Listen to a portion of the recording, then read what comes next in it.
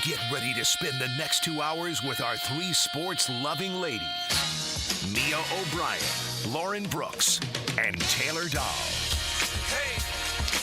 This is Helmets and Heels On 1010XL, switched on by First Coast Lighting and Fans. Upscale lighting, fans, and home decor. Show me what you got, pretty lady. Mia's on assignment for the first hour. She will join us in the second hour, but we are here to talk all things Jaguars. Yesterday, Taylor, right after our show went off the air, we found out that the Vikings and Colts will get the Sunday night slate in Week 9, and the Jaguars-Eagles will now kick off at 4:25. I feel like that's great news for the Jags, that they don't get a hungry Eagles crowd at night. Yeah, I've been very vocal on here in the past anyways. I hate primetime games. I hate primetime games because, number one, it sucks staying up that late when you have to be up. But also, I just feel like, and maybe it's because my teams have been so bad so much that it's just never been fun. Maybe when you're a good team like the Chiefs and teams that are competitive year after year, the primetime games maybe get a little more fun in those because you are excited that people get to see the product that you put on the football field. But when you have a lot of years of not winning, it's almost just exhausting, like waiting all day for this game. And then the majority of people that don't watch those games normally are watching it because it's primetime and they pretend they know everything about your team because they watched one game, and it drives me insane because it's like, oh, well, you guys did this, this, and this. I'm like, you watched one game. Let's relax. You watch a little bit more. So I've never been the biggest primetime game fan. Again, maybe that changes if teams are consistently good and fun and you're confident that they can go into these games and at least make them competitive. But, yeah, I'm not surprised. I mean, I think that in the preseason, this game was looked at as like, oh, this game could be really fun. And even the last time when the Jags and Eagles matched up, it was that rainy, messy game where there was a ton of fumbles and turnovers, and it was kind of crappy. And so you didn't even get the full experience then. So I think preseason, it was kind of like, oh, we get this rematch of this game.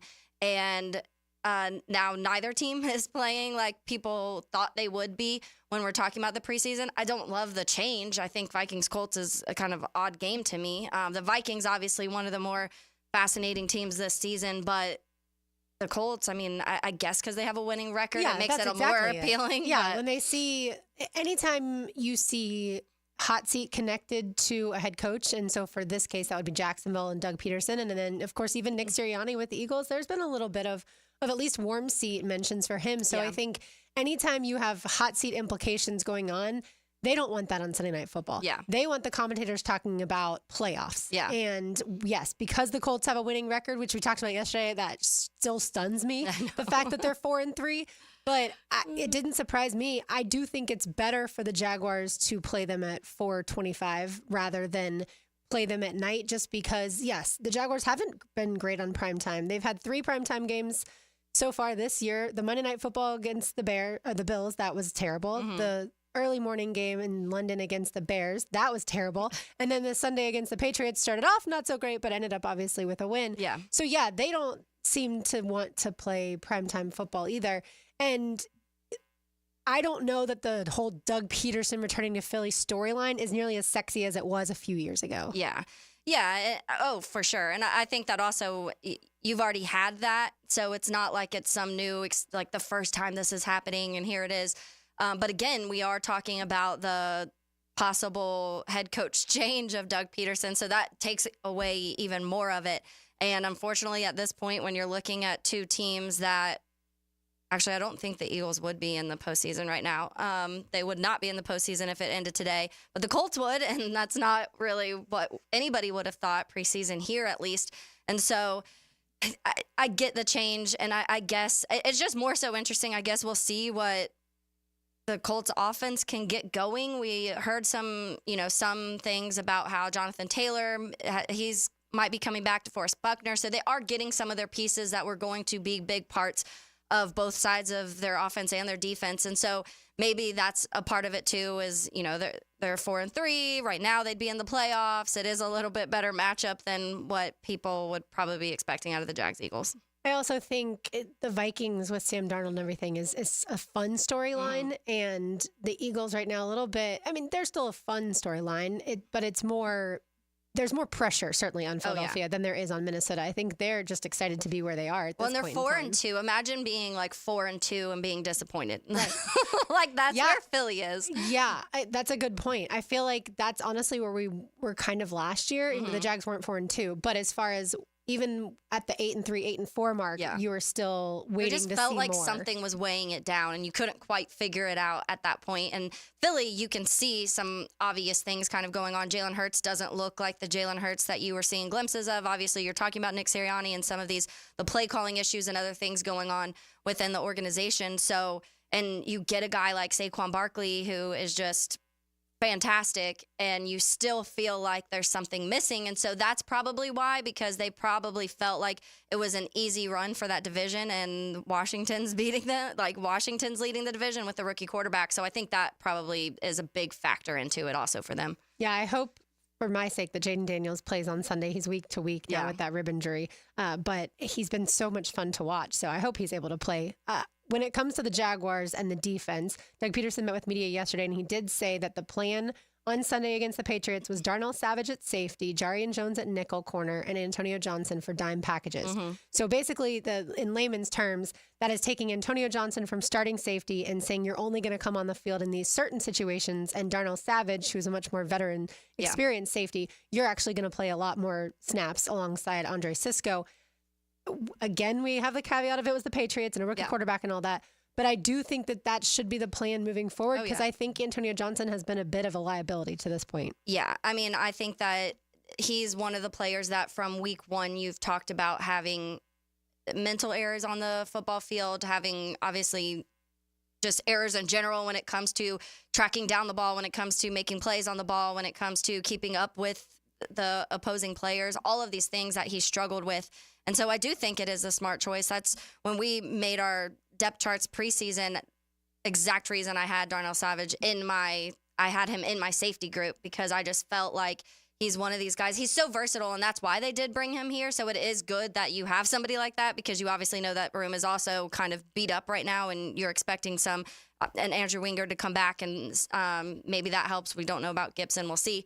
But yeah, feel free, NFL, to give us an update, considering the Jaguars even Doug thought was they'd have like, him I last don't week. know. Like, it's up to them. Like, come on, Roger Goodell. Yeah. You make a lot of money. Let's hurry up your process here. Yeah, but I do think that when you have somebody on the field, even though I don't know how much of a massive improvement the changes are, when it comes to just full-on athletic ability and being like one of the better, if you're talking about some of the better safeties in the league and better position groups, I'm not sure how much it drastically changes it. But to your point, what it does change is just those mental errors and the liability side of what Antonio Johnson's been when he's been on the field. So have him there in limited moments, certain downs when you think that it's something that he can be successful in. It's also an easier thing to look at as far as the secondary when Tyson Campbell returned last week. Yeah. Like, that does change a lot of things as well. And look, Tyson Campbell hopefully now is healthy for the rest of the year, because he did get that contract extension in the offseason, and he is the Jaguars' best corner. And I do think he is a guy that can lock down the opponent's best receivers.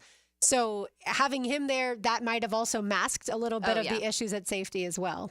Yeah, and that's something that when you talk about Tyson Campbell, we've done it a lot here of you've seen these glimpses of Tyson Campbell of being able to be this really, really good cornerback. And unfortunately, between injuries, you just haven't been able to see it consistently. But there's no doubt that when Tyson Campbell's on the field, it looks better. And like you said, there's more of a chance for Tyson Campbell to be able to go and face, and we had this conversation when we were talking about bootleg football and like, why are they still running this much man defense when they don't have Tyson Campbell, who's their best corner? And that to me stood out a lot, because it's other people noticing how drastically that secondary changes when Tyson isn't there. But especially when you don't have the other pieces. When Tyson went out last year, Darius Williams was able to kind of do it on his own, and we saw the defense struggle late last year too, but Darius Williams was still sitting up with the top of the cornerbacks in the league. You just don't have that in a Ronald Darby. Unfortunately, it's just not there. And so you're still kind of figuring out Jarian Jones and some of these other players. So Tyson's just a massive help. You definitely do not want to go against the Green Bay Packers without Tyson Campbell. Yeah, I tweeted out on Sunday, Jaguars early scouting report, cover Tucker Kraft, because the tight end for the Packers is a guy that can create space, and the Jaguars have obviously struggled to cover tight ends. Yeah. See Cole Kmet. And so that's one guy. They certainly have some talented receivers in Jaden Reed and Romeo Dobbs as well. But it's going to take, I feel like, an all-hands-on approach because you also have Josh Jacobs running the football. Yeah. And he's just started really getting heated up. I was talking about that with Mike when we were doing crosstalk. You have talked about this and I'll actually have a tangent on it today, a little more in depth when it comes to the offenses in the league so far and how the successful ones are really working when it comes to the balance between the run and the pass. But the Packers, all of the games that the Packers have lost so far are games where their run game has been shut down. And it's so when you look at that, and you can probably point to a lot of teams across the league, honestly, of the games where they've lost or games where you just can't really get the ball going or getting the run game going. And so that is something that I think you do have to focus on, even though he's not one of those guys that is usually going to. He just got his first receiving touchdown of his career, by the way, this last weekend. He did. He had the most catches ever without a touchdown catch. So you're seeing them now use him in that factor too. He's already had like the receiving. He's always would be used in that, but he's never had the touchdowns. But now you're seeing him even get, kind of getting those looks in the end zone. And they have so many guys. We talk about when you're talking about the weapons for Green Bay, there's nobody that you're like, that's a top 5 guy in the league, but there's multiple players that can make plays on the ball and that can do different things. And it works so well for Jordan Love because it's like you have Romeo Dobbs, you have Dontavian Wicks, you have Tucker Kraft, you have Josh Jacobs. There's so many different people that he can go to with the ball that you're worried about 4 or 5 different guys on that offense. You're not worried about 2 or 3. Yeah, you mentioned Dewey Wingard. Doug Peterson also met with media yesterday. He was asked about the window for Dewey as well as Foye Oluokun. I'll tell you this: both guys both guys were in London with us. Both guys, rehabbed and worked out, separate from the team, obviously. But both guys are in a really good place, and we're optimistic and hopeful that maybe this is the week that we can open their window up and they can practice and get back with the team. So.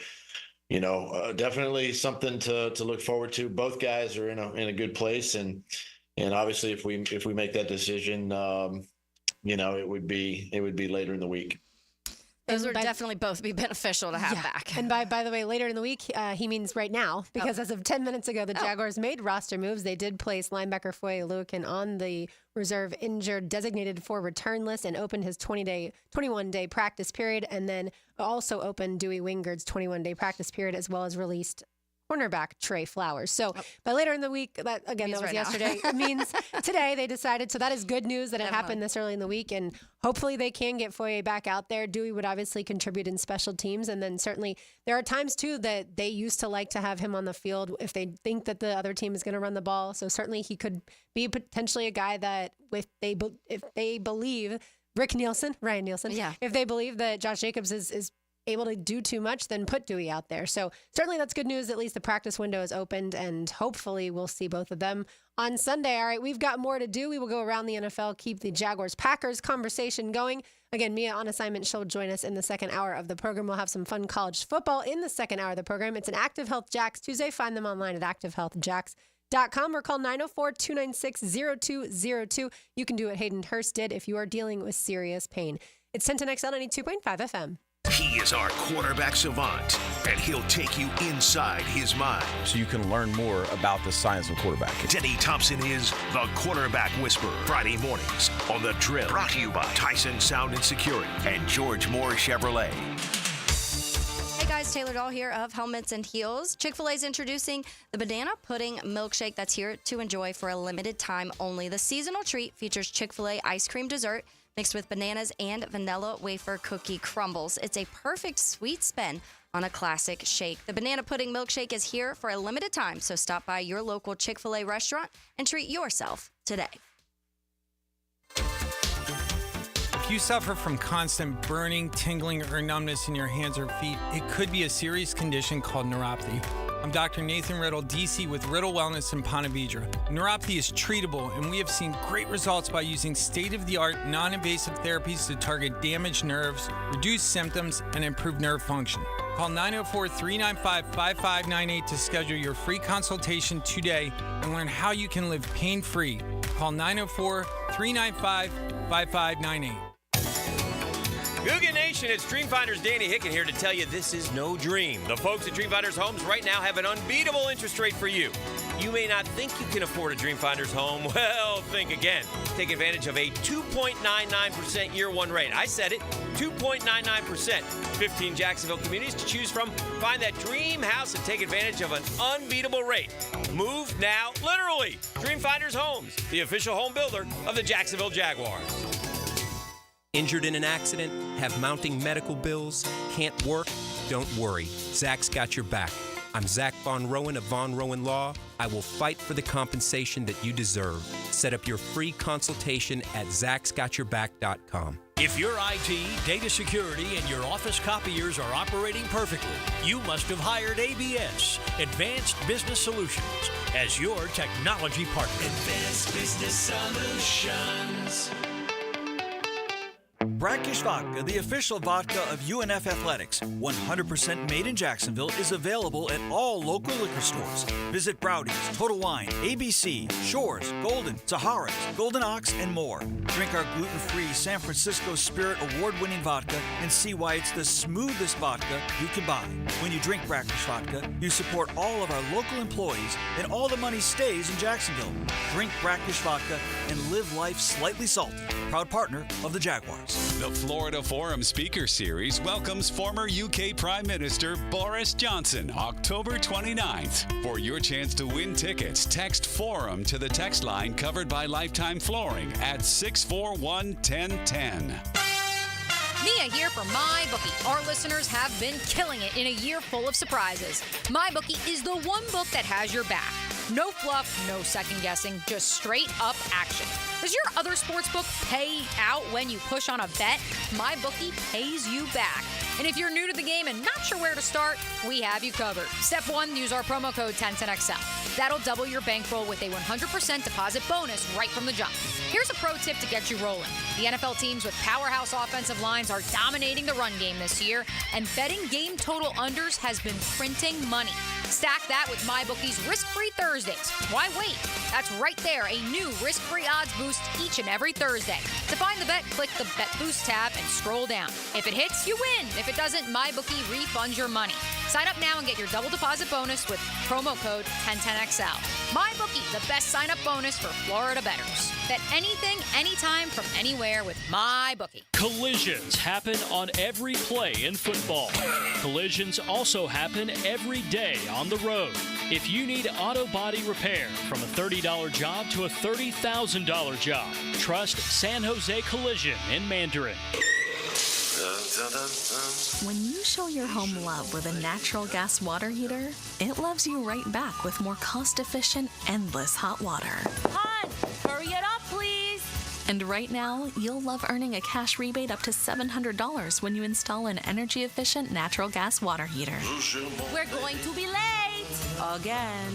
What? Did you say something, hon? To learn more and how to qualify, visit peoplesgas.com/rebates. Mark Watson here to tell you a little bit about hardballcreative.com. It's your online promo haven with thousands of ideas on how to promote your company. We're open 24/7, 365. Hardball Creative. Hardball does it all. At Hodges Mazda, we are proud of our solid reputation in the Jacksonville community.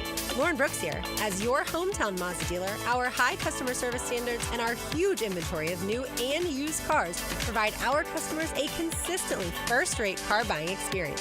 Our professional, non-commissioned sales team puts your best interest first without exception. And every vehicle purchased from Hodges Mazda comes with 2 years free maintenance. Visit Hodges Mazda today or shop online at HodgesMazda.com and discover the Hodges Mazda difference. 1010XL is presented by Farah and Farah, exclusive injury law firm of the Jacksonville Jaguars. Protecting you and your family. Call 396-5555. Jacksonville. This is Helmets and Heels. Kept classy by First Coast Lighting and Fans. Upscale lighting, fans, and home decor. On 1010XL. Taylor Dahl is here. I'm Lauren Brooks. RJ Saunders is making it all happen. Mia O'Brien will join us in the second segment. She's on assignment for now. Taylor Dahl, I forgot to tell you one of the most important things that happened for me over the weekend. Oh, what was it? Well, you already know that Florida won, and scored 48 points. And for people who don't know, I do a push-up for every single point scored. So, I don't know, 100 and something push-ups. But on Friday night, we had Halloween Bunko. and I won most bunkos. I didn't win overall, but I won most bunkos. That's literally, I don't think ever happened to me. Really? I've lost a lot, and I've come up with, thank you, RJ. I'm just not a lucky person when it comes to this game, but that means you win a prize, so I was very excited. I truly don't even know what bunko, like what you do in bunko. So it's very easy to explain. Is it dice? Is it cards? So it's a dice game, and a bunko means if you're rolling for ones, you roll for a different number for each round, and then there's 3 sets of the game. But so if you're rolling for ones, which of course you start with, roll up 1 through 6, and you roll 3 ones, that's called a bunko. Okay. But if you're rolling 2s and you roll 3 ones, that's called a funko. Funko, if you get most funkos, that's also a prize, but that doesn't help you points wise. Yeah. Bunko means you get 21 points. And there's more stuff to it, but basically 21 points, a lot of times you're going to win the game if you get to that point in time. So it was, and you don't congratulations. Why, thank you. You don't want to be the loser because you have to wear a really ugly you loser never want to hat. be the loser anyways. And that's also true. I hate losing, and I feel like I've lost a lot at this silly dice game. But it was so much fun. And you had a Halloween party that you went to over the weekend. I did. It was very entertaining. I showed you some pictures of some people that may have had consumed a little too much beverages. But there was one of the guys there dressed as Dobby from Harry Potter. I'm not a Harry Potter fan at all, so I was like, is that Lord of the Rings or Harry Potter? I couldn't remember. And then he was like, oh, I'm Dobby. And so it's also just kind of creepy, like the Dobby mask. It is very creepy. And by the end of the night, he had a little too much to drink. He was like, the picture I have, he's like laying on the floor, like fake stabbed with like his Dobby mask looking up, and it's a little creepy. But that's it's Halloween, you know. Like I'm more scared of a Dobby mask than I am watching any horror movie. So yeah, and you were a part of a group costume. Yeah, we did Men in Black. Men in Black, which was great. Yeah, it was fun. I don't like just going and buying like a full costume from the costume store. I like putting my costumes together. I also don't like spending a lot of money on them. So usually I base it off things that I have at least a base of. So I already had my blazer, I had my skirt, I had my tights, I had my boots. I literally had to get like a tie and make the little badges pretty much. And then our other friend went as the alien just to add the little like extra so people really knew. A couple people thought we were flight attendants, and I was like, no, not it. I feel like I would have a little scarf around my neck or something like to add that extra flavor. But yeah, I love Halloween, and so that's the first of a few Halloween parties coming up. I love Halloween as well, and I went as Lainey Wilson to Halloween Bunko. I'll also be Lainey Wilson for family night, Halloween this Thursday night as well. I don't think I saw a picture. I'm going to have to look. Okay, yeah, I'll show you. All right, so let's get it back to football. And certainly we have a really important game on Sunday with Jaguars-Packers. You know the Packers well because you are a Bears fan. We'll have a Packers guest on Friday. It feels like that's an organization that can't miss when it comes to the quarterback position. And they've had really good head coaches for a long time, too. I really like their guy in Matt LaFleur now. Yeah, he's really good.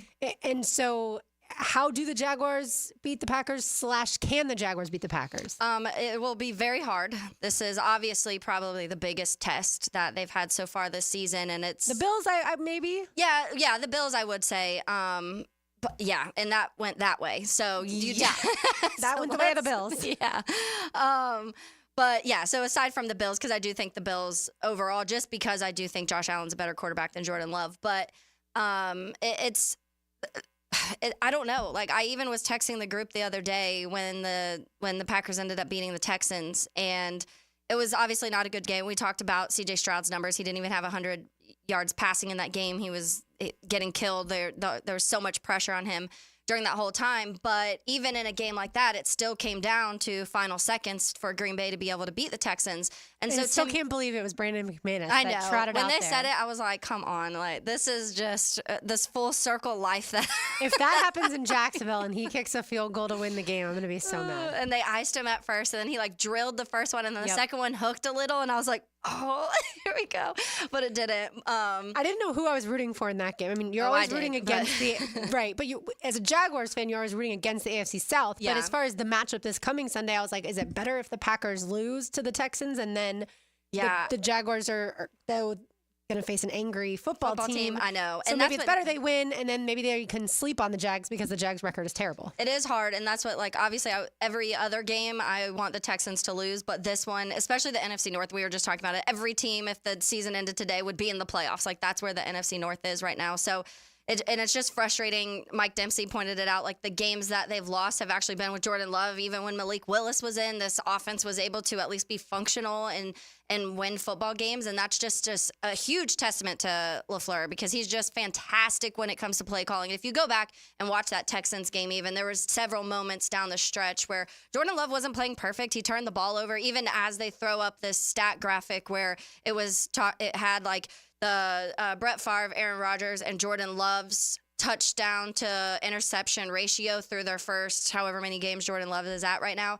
And Jordan Love has, I want to say, like almost double the other two through this point of his career. And so it is interesting because they just keep doing it, and it's so annoying. But they're a team that is well-rounded, and like we were saying in the last segment, they've started to figure out how to run the ball. They have so many different weapons and guys that can make big plays too. It's not even these wide receivers that you're like, yeah, they're all right, but they'll drop it here and there. Like they're really good. They have really good hands. His protection's good. Their offensive line's probably one of the better ones in the league, which helps a ton. So that does even kind of show what the Texans are doing up front, because the Texans were able to cause a lot of chaos up there up front for them, and the Packers have a good line. So we'll see. I think to me that's the biggest thing, because this is a number that kind of stood out to me, Lauren, is number one, he has the worst passer rating under pressure, Jordan Love.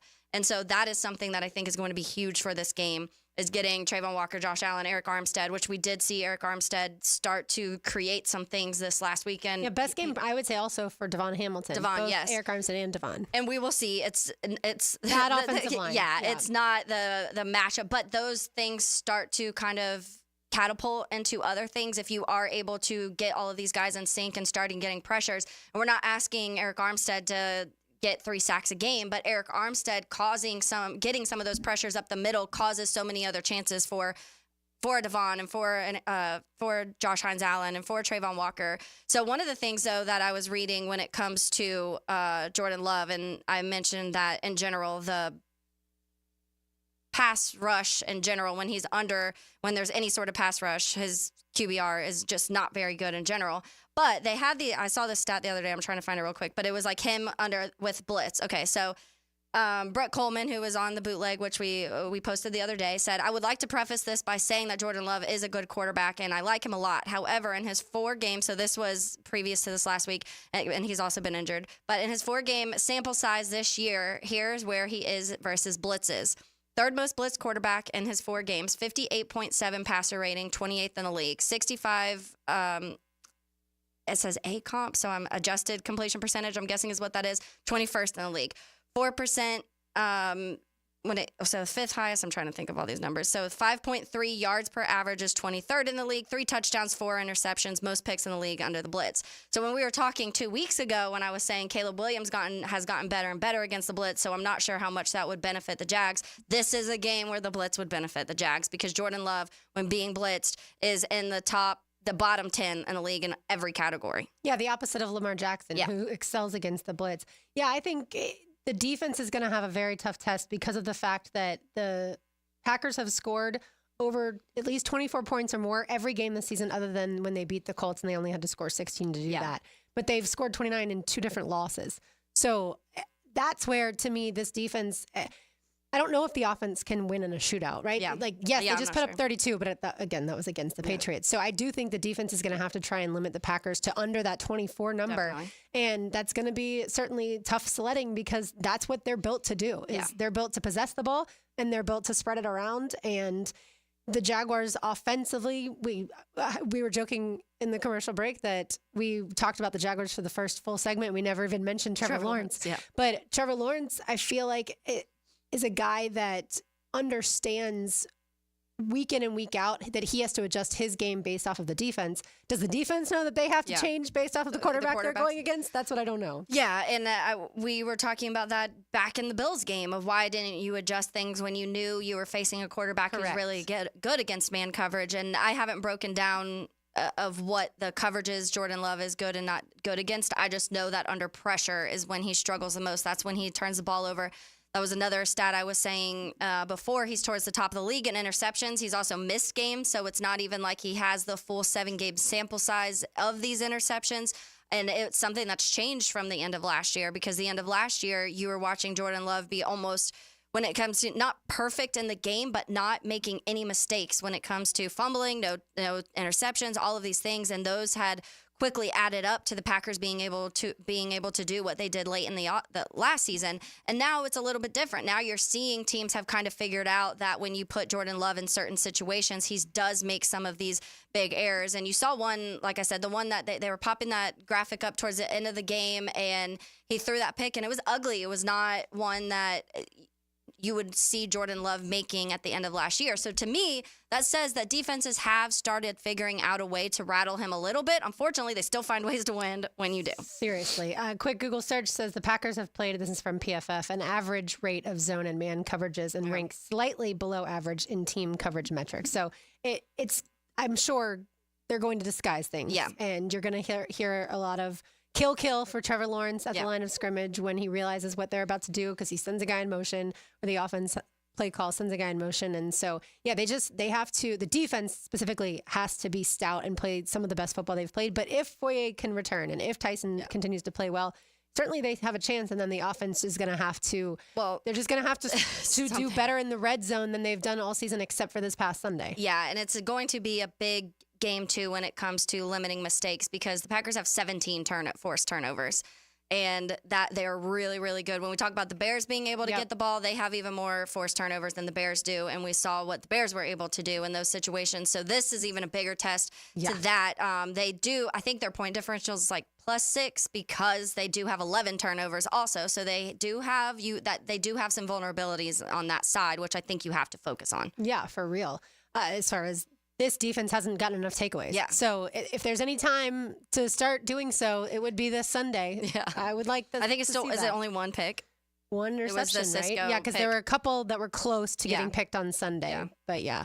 All right, when we return, Taylor Dahl has a tangent. We've got our Chick-fil-A giveaway as well. You are listening to Helmets and Heels. It's an Active Health Jacks Tuesday. Give them a call, 904-296-0202, or you can find them online at activehealthjacks.com. It's Helmets and Heels on 1010XL 92.5 FM. When it comes to towing products, your safety on the road is the priority at Cannons of Jacksonville.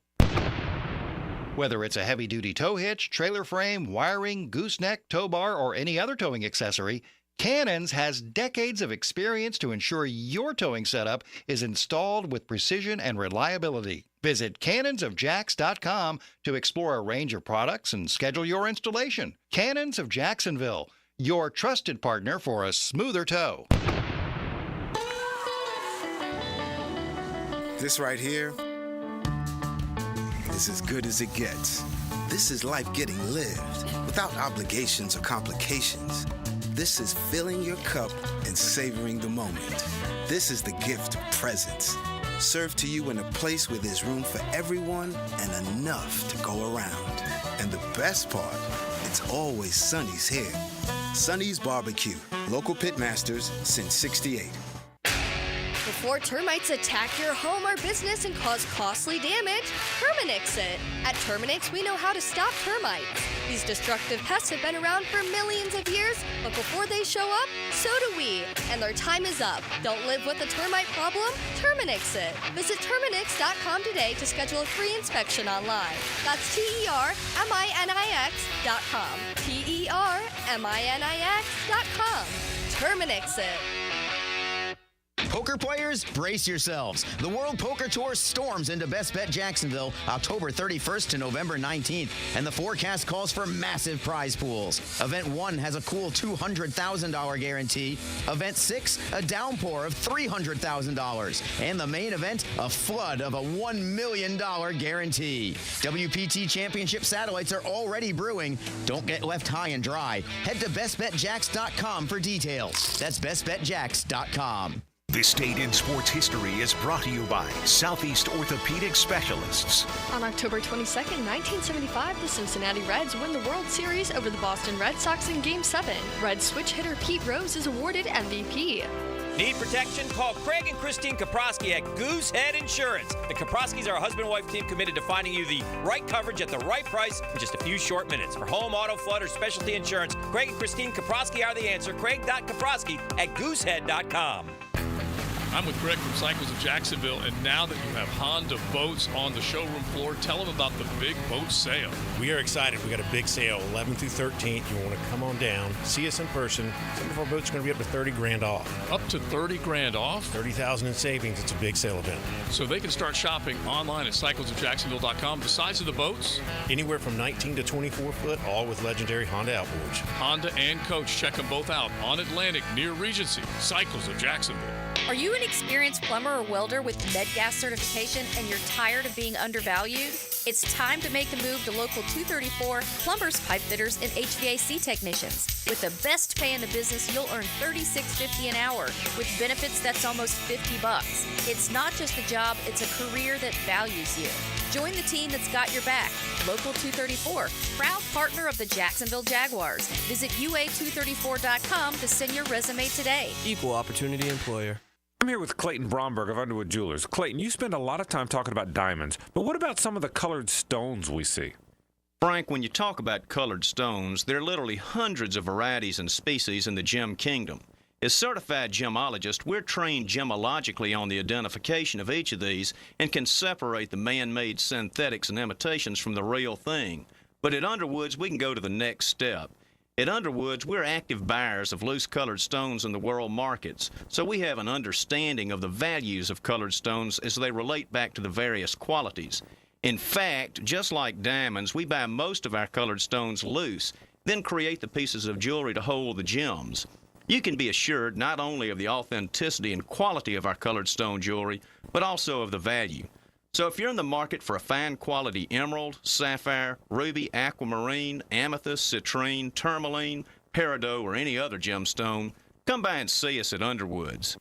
If you're searching for a new fence installation, challenge yourself to find a fence company with more positive online reviews than Superior Fence and Rail. With over 3,000 reviews and a 4.9 out of 5 review range, Superior Fence and Rail is, well, superior. So take the online challenge or let their professional team show you what superior service looks like. Superior Fence and Rail, where quality matters. SuperiorFenceandRail.com. Arrested? Got traffic tickets? DUI? License problems? Gun charges? Drug charges? If you've been charged with any crime, call me, criminal defense attorney Malcolm Anthony, at 285-4LAW. That's 285-4LAW. This is Dr. Kevin Kaplan, head team physician for your Jacksonville Jaguars. Here's the latest update on the Jags, brought to you by Baptist Health and JOI. Many eyebrows were raised on Sunday morning when the inactives came out for the Jaguars-Patriots game, and Jaguars' second-round pick, Mason Smith, was on the inactive list. Tony Baselli was asked this morning on The Drill about the situation involving Mason Smith. I trust that Doug is putting the best guys out there to give them the best chance to win. So what it tells me is he doesn't think Mason Smith was a guy that could help them win last week or wasn't in the best position to or whatever. I don't care that he was drafted second at the round at this point. Who cares? What does that have to do with anything? If right now he is not the guy, then don't play him. Tony Baselli on The Drill. I'm Andrew Gibson with your Jacksonville Orthopedic Institute Jaguars update.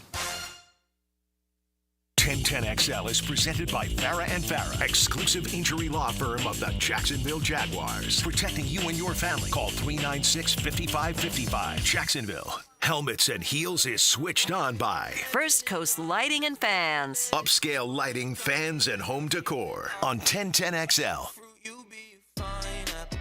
Welcome back to an Active Health Jacks Tuesday on Helmets and Heels. Taylor Dahl, RJ Saunders, I'm Lauren Brooks with you. Mia will join us in the second hour of the program when she returns. Right now, Taylor Dahl has a tangent. Take it away. Now, Taylor's Tangent, served up by Chick-fil-A on 1010XL. So this tangent is going on, or I guess off of something that I was talking about briefly yesterday. And when I mentioned how the league had, when I was defending the Jags' choice of how many times they ran the ball in a row and how they've kind of been leaning on Tank for that, to get that offensive momentum, and how I think that's okay. It's okay that we're not asking Trevor Lawrence to throw the ball 40 times. I think it's... Especially because you're leading by double digits at that point in time. Yes, but I think that this league in general, we had these years where it was like, it's shifting. It's a passing offensive league. Running backs don't matter anymore. They're not getting paid. You're not going to draft them high, blah, blah, blah. And you're kind of seeing that pivot back to what it used to be. And some of the guys that we're talking about, that the biggest offseason moves in free agency are running backs that we're talking about: a Derrick Henry, a Saquon Barkley, a Josh Jacobs. I'm sure I could even continue. DeAndre Swift in Chicago. It took a few weeks, but now he's starting to get going. And then now we're talking about young guys like a Tank Bigsby, even some of the guys drafted who this was a bad running back draft class, and you're still hearing about some of them kind of get into like a Blake Corum and what's the guy's name in Tampa? Is that Blake Corum in Tampa? I'm trying to remember. So some of these young guys too, that it was a running back group that you really didn't talk a ton about, and you're still seeing them have little pieces in these offenses pretty quickly. Corum's with the Rams. Yeah. Oh, the Rams. So who's in Tampa? I feel like they have a young back there. But so he, as I was kind of looking and thinking about this more last night, I was like, I really do want to look at the offenses and the successful offenses so far. Bucky Irving. I had it on the tip of my tongue, and I was like, I'm pretty sure it's Bucky Irving. Yes. Because I remember when we were talking about the Bucs guy, and he was like, he's going to be more of like a special teams guy this season. But you have seen him implemented in multiple ways already in the Bucs. And so we'll see if that even goes more so with losing awful injury last night with Chris Godwin, and then Mike Evans obviously playing already injured and getting probably re-injured. Yeah, that hamstring not smart. Did not look good for him. And then Godwin, the latest when it comes to that, obviously most people know that he dislocated his ankle. He's out for the rest of the season. But the fact that Roquan Smith, it looks like it was a hip drop tackle and that he could potentially be fined. I feel like you should be suspended if you end up hurting someone through an illegal thing, whether it's targeting the hip drop, however it is, but the league can decide on those things. That is something that they've obviously said they were putting more emphasis on this year, is the hip drop tackle. So we'll see if anything else is done beyond that. But when you're taking a look at the teams who are the better teams in the league right now, and when you're looking at how their offenses run, I wanted to get a little more in depth in this. So I did some research last night and today of just kind of seeing. So I wanted to start with the Week 8 power rankings, and I wanted to do this because I wanted to see who they had at atop of these power rankings and compare that to how their offenses run and what is successful and what isn't successful. So I'll just go through the power rankings really quick. They have Kansas City Chiefs at number 1. I think I may put the Ravens at number 1, honestly. I just think that the Ravens, the offense looks unstoppable right now, and I get it, it's Patrick Mahomes, but I would be more scared facing the Ravens this weekend, I think, than I would the Chiefs. At this point in time, that could change in 2 weeks, knowing the Kansas City Chiefs. They'll never take an undefeated team off of the top shelf when they, like I said, they haven't lost a game. Yeah, you're 6-0. Yeah. So it's the Chiefs, the Lions, the Bills, the Ravens, the Packers, the Vikings, the Texans, the Steelers, the Commanders, the Bucks are the top 10 right now in these power rankings on ESPN. So when you go through and you look at those offenses... Where were the Jaguars? Well, yeah, we'll have to scroll a little bit for that one. I will get to the end because I do want to look at some of those teams too. But so the Chiefs are just an outlier of everything because so I went back and I compared their rushing offenses so far through these 7 weeks. The Chiefs are the 18th. They have the 18th rushing offense. Patrick Mahomes was like the 18th ranked quarterback the last 3 weeks when it comes to yards and touchdowns and interceptions and all of these things, and they still just keep winning. So they're just like this complete outlier of everything. But the Lions, who are ranked second, have the ninth in rushing yards. The Bills are 15th in rushing yards. The Ravens are first in rushing yards. The Packers are third in rushing yards. The Vikings, another outlier. I mentioned this. This is why I picked the Lions to win last week, is because I said their offense is very one-dimensional. They're 21st in rushing yards. Texans are 13th in rushing yards. Steelers are 8th in rushing yards. Commanders are 2nd in rushing yards. And Bucks are 7th in rushing yards. So of those top 10 teams, you have 1, 2, 3, 4, 5, 6 of them that lead the league in rushing yards, and the rest are outside of the Chiefs and Packers are in the top 15. So to me, that is showing the importance of the run game this season, especially for these teams that sit atop and being able to move the ball on the ground. But when you look at the balance too, because I went through and kind of looked at, okay, what does it look like in reverse when they're talking about the passing leaders? And so of those top 10 teams in the ESPN power rankings, only 1, 2, 3, 4 are in the top 10 for passing yards. And that's the Ravens, the Bucks, the Packers, the Texans. So the other 6 in this category are counting on their run game to kind of keep them going. The Chiefs, again, they're not on either of these lists, and they're 6-0, so I'm not really sure. That's a different thing. So The only teams inside the top 10 that are not in the top 10 of being able to run the ball when it comes to rushing yards that are not in the top of the power poll are the Cardinals, the Jags, and the Eagles. So that is showing that the Jags have kind of figured out they've been able to run the ball this season, but it hasn't been able to work out maybe in enough balance. We know the defense is a big part of this too. The defense obviously has struggled a ton, and so it hasn't helped them a lot. But I think that's 3 teams to look at because a lot of people thought this was going to be Kyler Murray's getting Marvin Harrison Jr., and this is going to be his bounce back year, and we're going to see this offense that we saw Kyler Murray's a few years ago. The Jags, okay, they're not probably going to win the AFC South, but they'll be at the top. They'll make the playoffs. The Eagles, I think the majority of people thought they would win that division. Maybe the Cowboys, but the Eagles right there with them. And so it is interesting to kind of see some of these numbers. And so it is, you have to find the balance, I think, but we really are trending to a league that if you can run the ball and you can successfully and consistently run the ball and not make a lot of mistakes, not turn the ball over, you can win. And I think that when you look at, for example, the 2 outliers that stick out when I talk about the Chiefs and the Vikings and how unbalanced they are, I think the Chiefs, we say, okay, it's Patrick Mahomes, they're going to find ways to win the football game. The Vikings are such a fascinating football team to me this year because I was talking to Dan Hicken about this morning. I was like, I just haven't been completely convinced. Like they keep winning or they lose in a very close game. And I still am just like, I don't believe it. Like, I just don't believe that a team that can't run the ball whatsoever and is counting on Sam Darnold to kind of pull this offense. And I get you have Justin Jefferson and Jordan Addison, and that helps. And your defense is playing really good. I just feel like it's going to catch up with the Vikings at some point. Chiefs, it's not. But the rest of these teams, I think that you're going to see in the top 15 at the end of the season, and you're going to see all of them still sitting at the top when it comes to the run game, too. Here are some of the teams with the worst rushing offenses. You've got the Cowboys are the absolute worst, and this is yards per game. Then the Jets, then the Raiders, then the Rams. Those are teams that are not playing winning football right now. Now, the next team is playing winning football. That's your Chicago Bears. But then it's the Browns after that. Like for the most part, you've got the Titans in there, the Bengals. A lot of those teams are not playing, like I said, winning football. And I'll tell you what, the Bears, they started 1-2 because they couldn't run the ball in the first 3 weeks. Then DeAndre Swift started getting going, and now they've won 3 straight. Yeah, it's a fascinating case study, like you said, because for a while there, everyone said, well, you don't have to pay a running back, and you can just draft a guy, draft the next guy. That's totally fine. I do think there are certain players that are guys that if you have them on your team, and it's not just Derrick Henry and Saquon Barkley, I think Alvin Kamara is a guy too. Yeah. Like if you have him on your team, you know you can run your offense through him. And it's why yesterday I put out a poll for the Titans, which offseason move was worse. The fact that they didn't re-sign Derrick Henry or the fact that they signed Calvin Ridley. The Henry had to win. I mean, it was like 51-49%. Oh, really? Yeah, I'm surprised with that, honestly. I think because people have had somewhat higher expectations for Calvin Ridley. Yeah. And he has had a terrible season.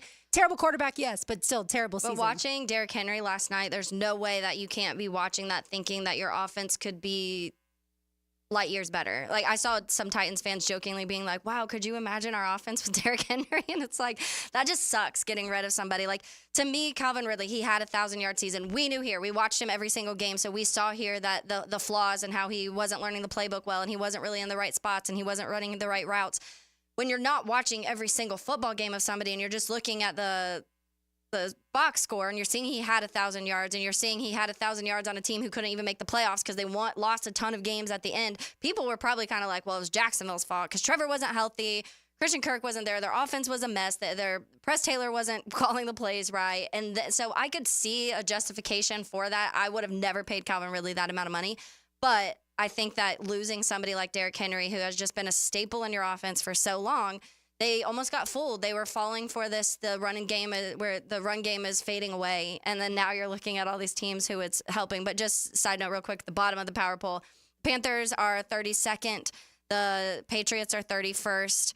The Browns are 30th. So 3 teams, by the way, so 2 teams, the Patriots and the Browns that the Jags have played are at the bottom. And then you have the Tennessee Titans are 29. The Raiders are 28 and the Jaguars are 27. So they're not the worst anymore.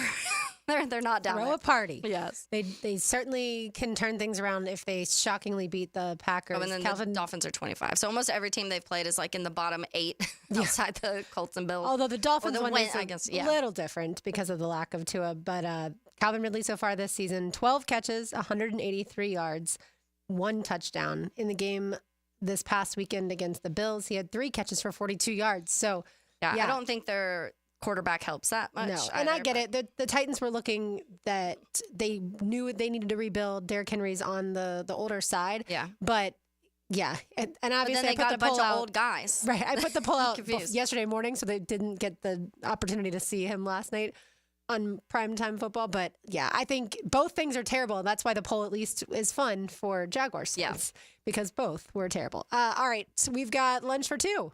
Yes, lunch on the ladies, lunch for 2 to Chick-fil-A. Give us a call at 641-1010. Let's say caller number 2. All right, I can't wait to see what our Heels highlights have in store for us. That's on the other side. It's an Active Health Jacks Tuesday on Helmets and Heels on 1010XL 92.5 FM. Get inside the mind of Jags coach Doug Peterson. I'd be lying if I said I didn't have butterflies. Coach Speaks. Fridays at 4:05 on The Franchi Show. I want to win. Brought to you by Renewal by Anderson. Custom windows and doors on 1010XL. Now you can watch 1010XL shows all day on X, Facebook, and YouTube. Brought to you by MyBookie. Experience Vegas from the comfort of your phone anytime, anywhere. Sign up today. Use promo code 1010XL. Guys, don't suffer through this season with prostate, bladder, or kidney issues. Ackerman Urology has 4 convenient locations with advanced urological care to improve your health and vitality. Visit ackermanurology.com. This is Tony Baselli, Pro Football Hall of Famer. I was known for protecting our quarterback. These days, I'm extending that protection to a different arena, your home. I have partnered with Heritage Roofing of North Florida, your premier local roofers with over 25 years of experience. Heritage is your go-to roofer for hurricane preparation, with same-day inspections and estimates. They also work with all insurance companies. Let Heritage Roofing of North Florida safeguard your home and family. Visit heritagenfl.com for your free estimate today. State license CCC 1335410. Hello, I'm Jerry Holland, Duval County Supervisor of Elections. Do you like lines? And I'm not talking about offensive and defensive lines. I'm talking about the long lines you will be standing in if you wait to vote on Election Day. If you're a Duval County voter, vote early at any of our 24 early voting sites. For more information, go to northfloridavotes.com to learn more. We'll see you at the polls. Oh my goodness. Fishing is more fun when you catch something. Yeah! Listen for the Ring Power Fishing Forecast Show with Captain Kevin. Woo-hoo! Brought to you by Veterans Wholesale Cabinets and Awaken 180 Weight Loss. Thursday nights at 6 on 1010XL AM. AC replacement? If your AC unit is ready to go kaput, then it's time to call Florida Home AC. With over $3,000 in tax credits waiting for you on select systems, take advantage of it. Call 777-4300. Get Florida Home AC to cool you off. Jeff Lagerman here. Now that football season is here, make sure your ride can get to that tailgate or away game safely and dependably. You can trust the ASE certified professionals at any of the 27 independently owned Napa Auto Care Centers and the quality Napa parts they use. Napa Auto Care Centers can handle everything: oil changes, air conditioning, brakes, engines, transmissions, and more. Napa Auto Care offers a nationwide 24-month, 24,000-mile peace-of-mind warranty on most repairs. Find a Napa Auto Care Center near you. JacksNapaAutoCareGroup.com. It's storm season, and JEA is committed to keeping you informed. In the event of a storm, we'll text and email you about the status of your services. We use Facebook and Twitter to post real-time updates. Our live outage map on JEA.com lets you track restoration progress. And as crews work to restore services, our storm outreach team will be in local neighborhoods to answer your questions. Because as your community utility, JEA is here to keep you safe and connected. Your community, your utility. Home of the Jacksonville Jaguars. WJXL AM Jacksonville Beach. WJXL FM Jacksonville Beach. Mia here for MyBookie. Our listeners have been killing it in a year full of surprises. MyBookie is the one book that has your back. No fluff, no second guessing, just straight up action. Does your other sportsbook pay out when you push on a bet? MyBookie pays you back. And if you're new to the game and not sure where to start, we have you covered. Step 1, use our promo code 1010XL. That'll double your bankroll with a 100% deposit bonus right from the jump. Here's a pro tip to get you rolling. The NFL teams with powerhouse offensive lines are dominating the run game this year, and betting game total unders has been printing money. Stack that with MyBookie's risk-free Thursdays. Why wait? That's right there, a new risk-free odds boost each and every Thursday. To find the bet, click the Bet Boost tab and scroll down. If it hits, you win. If it doesn't, MyBookie refunds your money. Sign up now and get your double deposit bonus with promo code 1010XL. MyBookie, the best sign-up bonus for Florida bettors. Bet anything, anytime, from anywhere with MyBookie. Southeast Orthopedic Specialist is now offering ortho walk-in appointments. If you have an immediate need for orthopedic care, contact Southeast Orthopedic Specialist immediately. Avoid ERs and urgent care waiting rooms. For more information, go to se-ortho.com. Relieve pain and get back to life. Southeast Orthopedic Specialists. Hey, it's Mike Dempsey, and you know how I feel about Pella Windows and Doors. Great design, strongest warranties, and the highest quality product. I even chose Pella Windows for my own home. And whether you're a homeowner replacing windows or building a new home or a trade professional working with clients, I know the design experts at Pella will help your project run smoothly and look great. Visit PellaJacks.com or the Pella showroom on Phillips Highway. That's Pella Windows and Doors. This is Molly McDonald with your 1010XL Southeast Orthopedic Specialist Local Sports Update. Brought to you by First Coast Honda Dealers. This Saturday, the biggest ACC rivalry takes place down south in Miami as the FSU Seminoles take on the Miami Hurricanes. The Hurricanes remain undefeated this season, coming in at 19.5-point favorites, with the Noles struggling to get their feet under them. Noles head coach Mike Norvell talked on the importance of the big matchup. Obviously, this is a huge week for our football program. I mean, this game is a game that we have an emphasis on, 365 days a year. We're fortunate to be at a place that we get 2 rivalry games, every single year that mean a ton to our football program, our fan base, university, and for those 2 weeks, I mean, it's a year-long process to put yourself in the best position for when this week shows up that you can go play your best. Noles and Hurricanes kick off in the Hard Rock Stadium 7 o'clock Saturday night. It's 78 degrees at 1 o'clock. Time and temp brought to you by Bueller Air and Plumbing. Stay cooler with Bueller. 1010XL is presented by Farah & Farah, exclusive injury law firm of the Jacksonville Jaguars. Protecting you and your family. Call 396-5555. Jacksonville. Light up your lunch with Helmets and Heels. Presented by First Coast Lighting and Fans. On 1010XL.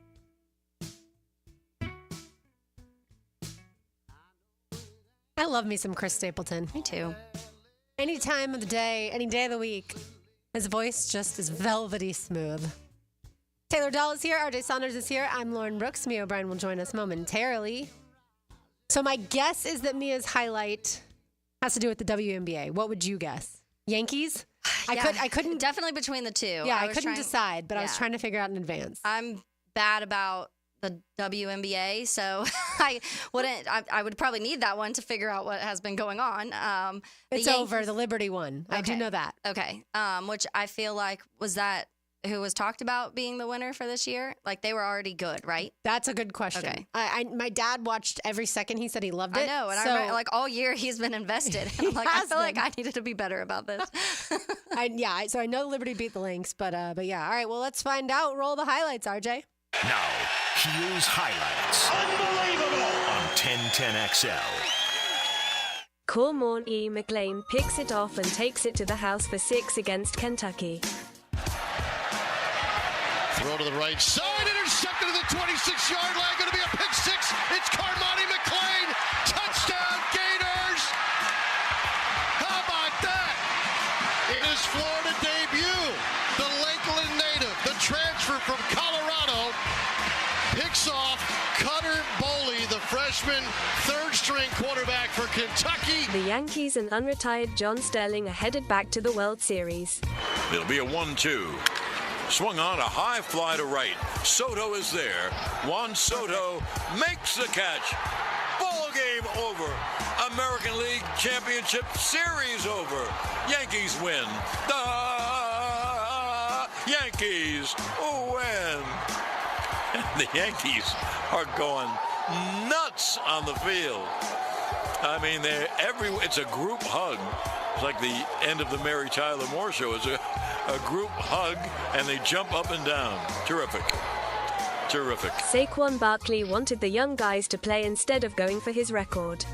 What a teammate. You're 13 yards away from your career high. I would love for you to get that, but that's up to you. I just don't want, I'm going to take out all the starters if they don't score. You good? Let them eat.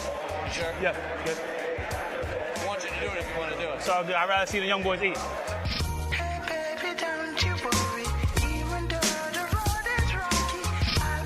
We'll start with Saquon Barkley, Taylor's highlight, and the Eagles defeat the Giants 28-3.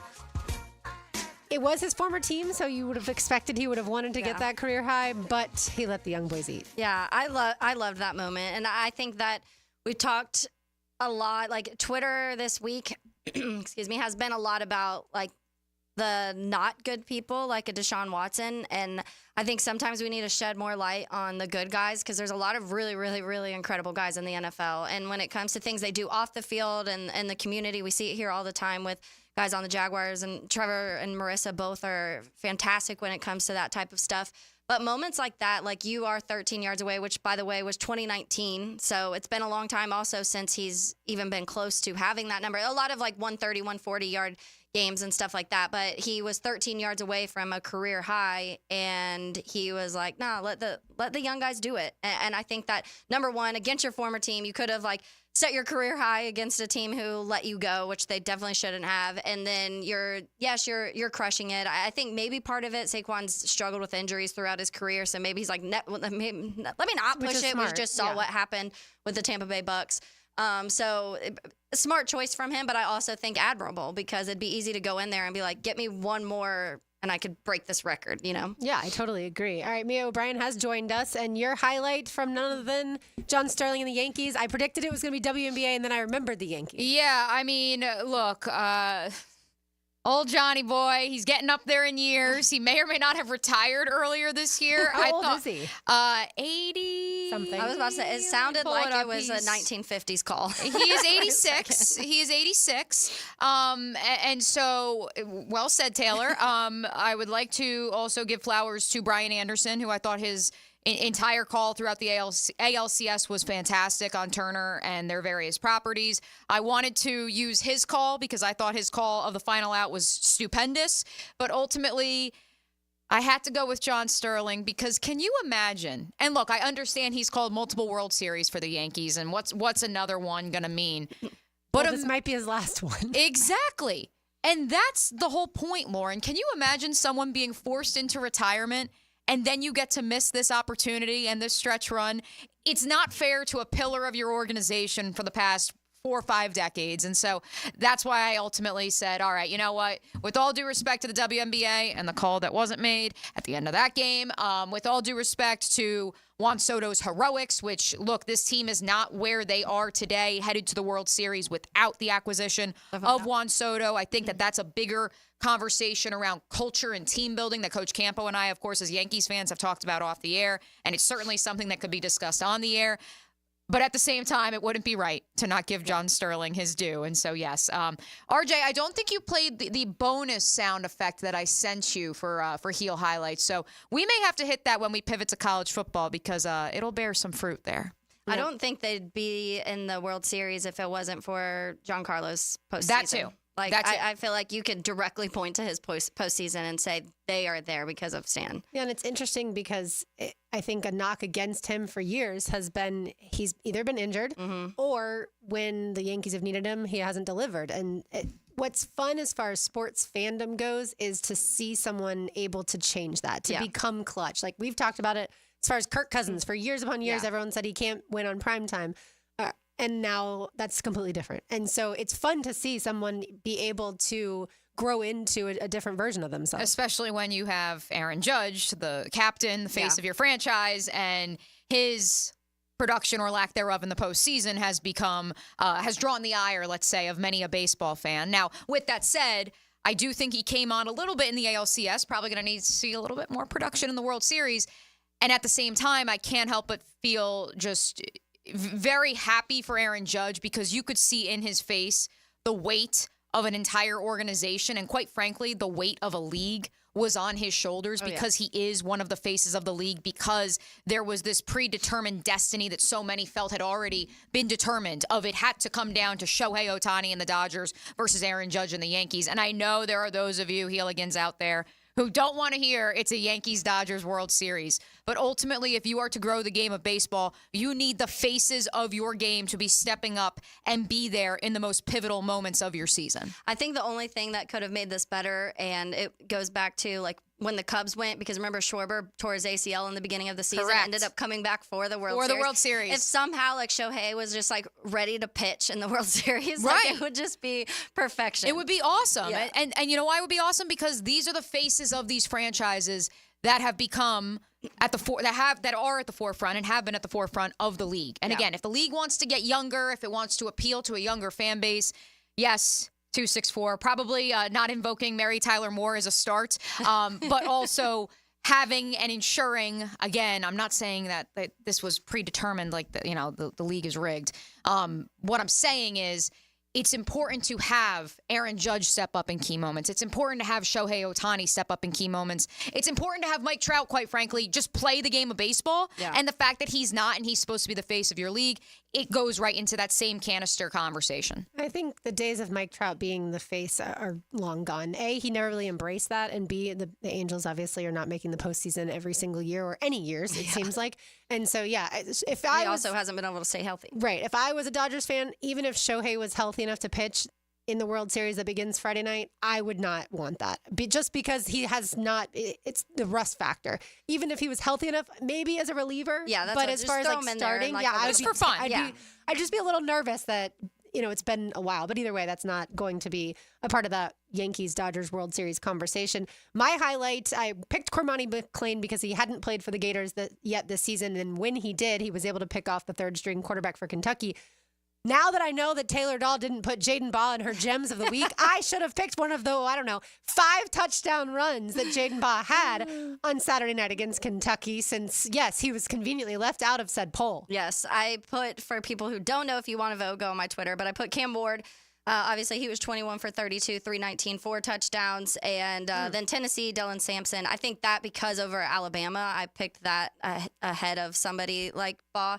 26 carries, 136, 2 touchdowns. And then I always try and do like a little mix of college and then also pro. And so Lamar Jackson was the other guy I put in there, 17 for 22, 281, 5 touchdowns, 52 rushing yards. And then Lions, I just put all of them because Amon-Ra had a good game, Jahmyr Gibbs had a good game, and Jared Goff had a good game. But Lamar Jackson's crushing it right now. So, have either of you ever smoked a cigar?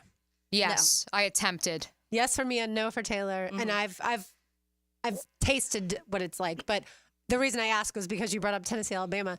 Obviously, the Tennessee fans now have a tradition to smoke the cigars, but it looked like so many of them had never had a cigar before. Oh, they're struggling to light it. Like, it was so funny. The ABC cameras are on some of these fans, and they're like, here it comes. Here it comes. Cut to another fan who's also struggling to light the cigar. It was, I saw one clip, too, that was funny. I'm trying to remember what game it was, but it was like a dad and son, clearly, and the camera, like, pans over to them, and the son looks away really quick, and the announcers are like, I think the kid is not supposed to be at this game right now with his dad, because the dad's looking this way and the kid has completely turned around. You can tell he's like, don't let mom see that I'm at this game right now. That's awesome. One other thing we didn't get to in college football, and we'll keep this going on the other side, but that Texas-Georgia game, and when Texas, the penalty flag is thrown against them, and then the referees decide to, confer in the middle of the field, and then all of a sudden, all of the beverages start raining down on the field. Oh, God. And so obviously they'll be fined, but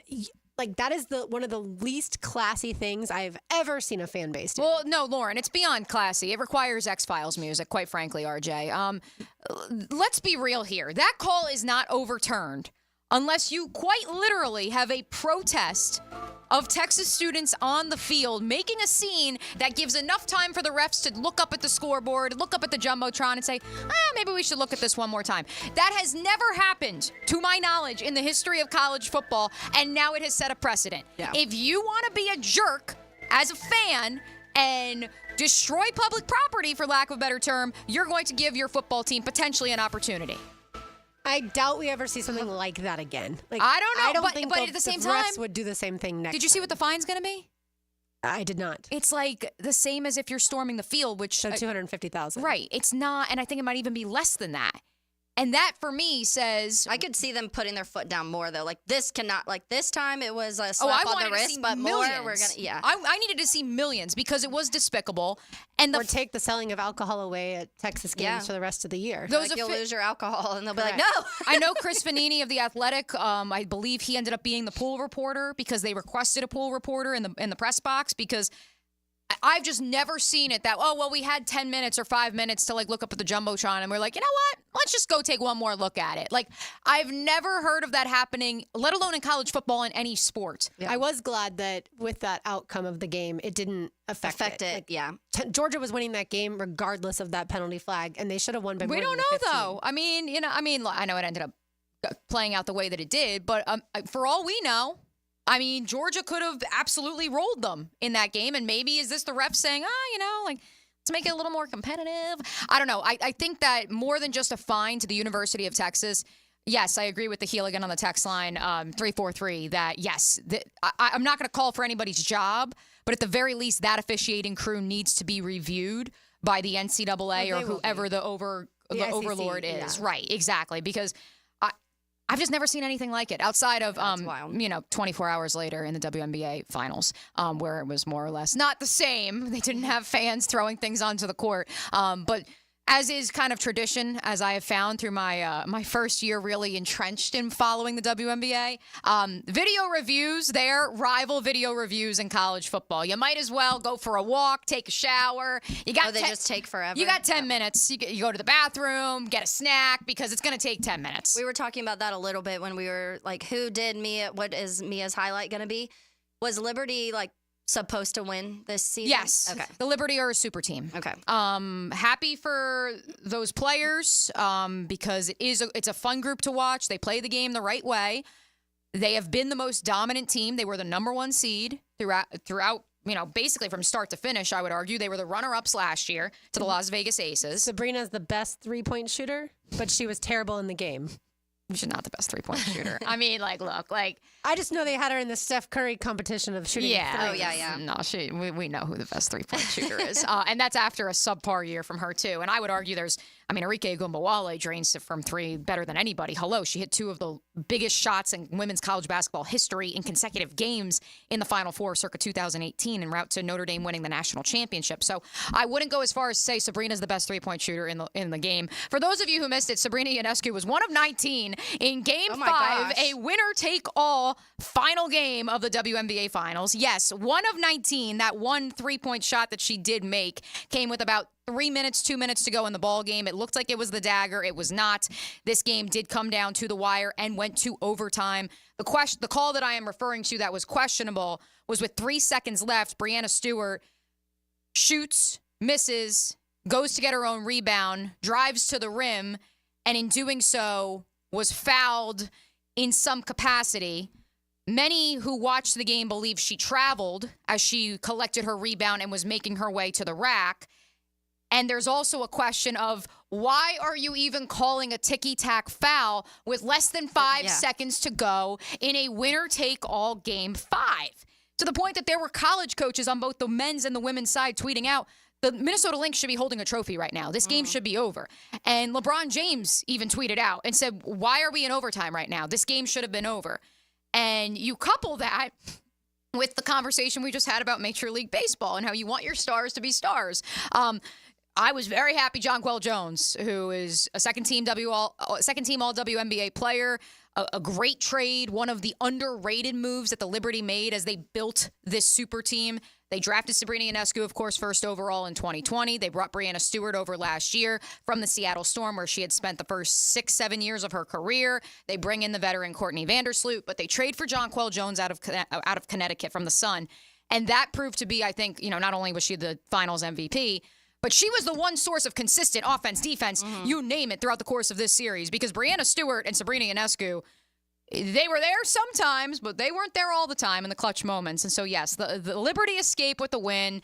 It's great. They were 0 for 5 in their 5 previous trips since their inception to the WNBA Finals.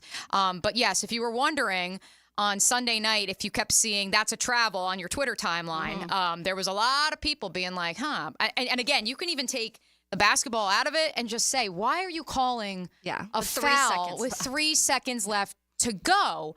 And especially when this is a player who a similar situation and a similar quote-unquote infraction occurred in game 1, and she missed one free throw that then forced the game to go to overtime there, where the Lynx pulled that game out but couldn't say the same for game 5. All right, we will get it back to college football when we return. It's an Active Health Jacks Tuesday on 1010XL, 92.5 FM.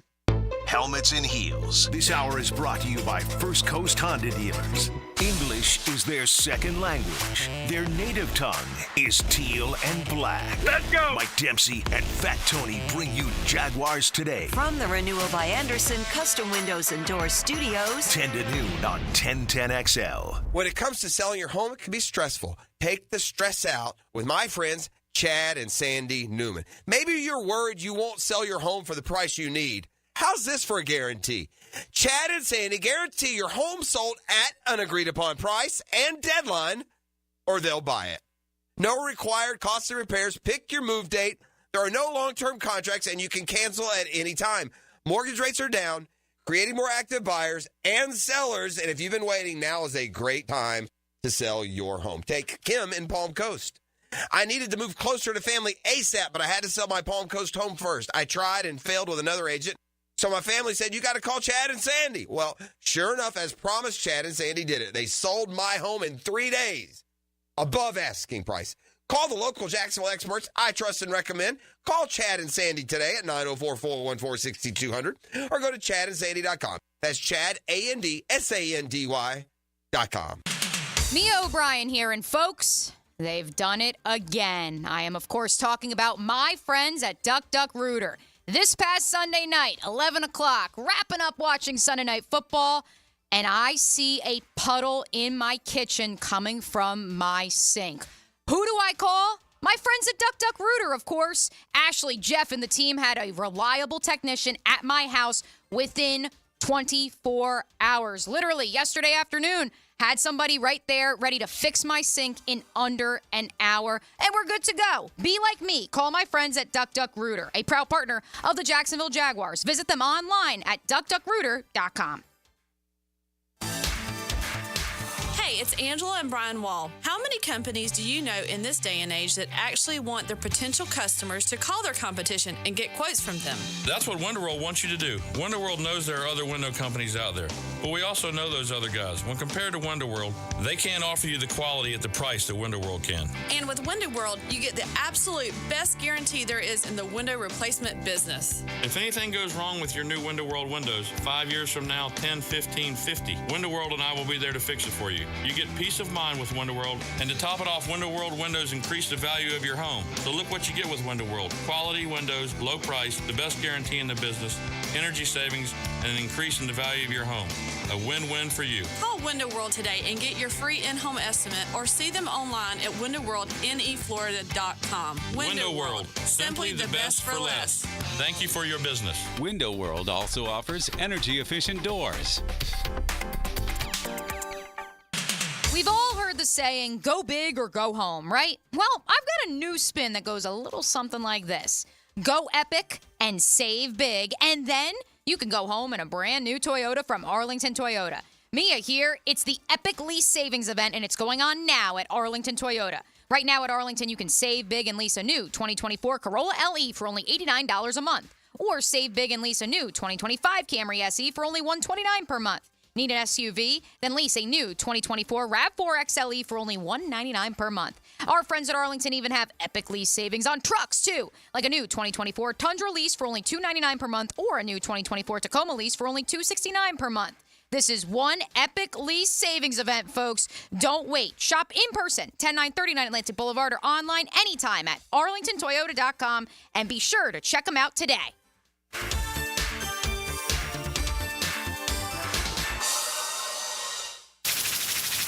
Wow, John, my Clearwater sprinkler system looks great. All right, Frank, let's go ahead and program your Rainbird timer. How many minutes do you want the zones to run? John, I think we run from the front 20, the sides 15, the back 10, the garden 5. Clearwater scores! Well, that's a first, Frank, but you're the boss. Clearwater Irrigation. We can't sing a lick, but we sure are good at sprinklers. And drainage to ClearwaterJacks.com. 1 second left. Packers are down by 6 at the goal line. Your defense is the only thing stopping them from scoring. Is your team prepared? Double Check Cybersecurity has your back. With an AI-powered defense, start your 14-day trial at doublecheck.com. Is an injury keeping you on the sidelines? Whether it's your shoulder, neck, back, knee, wrist, or ankle, don't let pain hold you back any longer. At Injury Care Centers, they offer the same high-tech treatments trusted by the pros to supercharge your recovery without surgery. The road to recovery starts the moment you pick up the phone.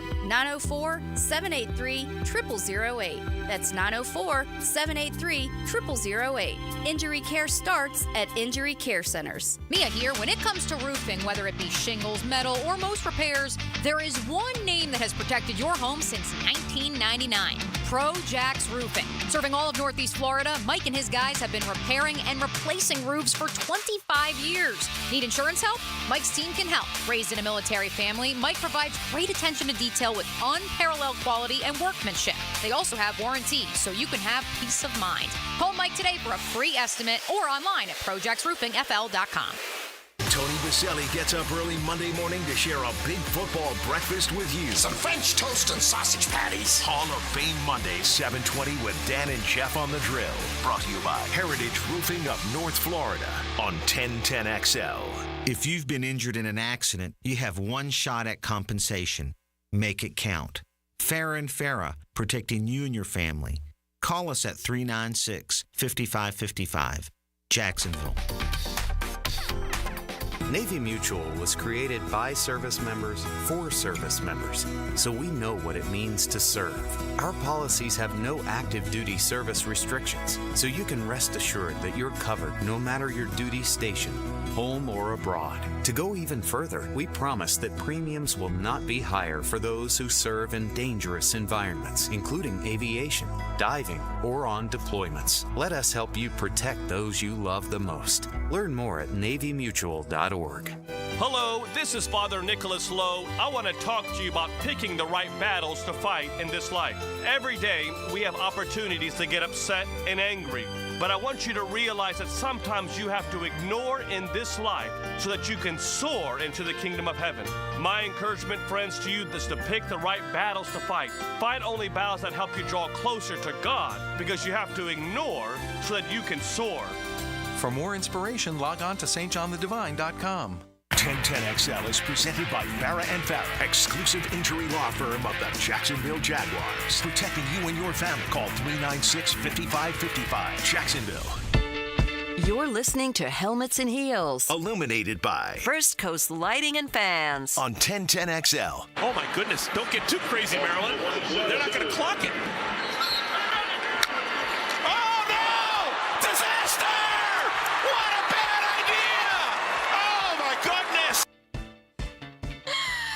If you heard that, you would probably think somewhere out there in Healigan Nation that Maryland lost that football game.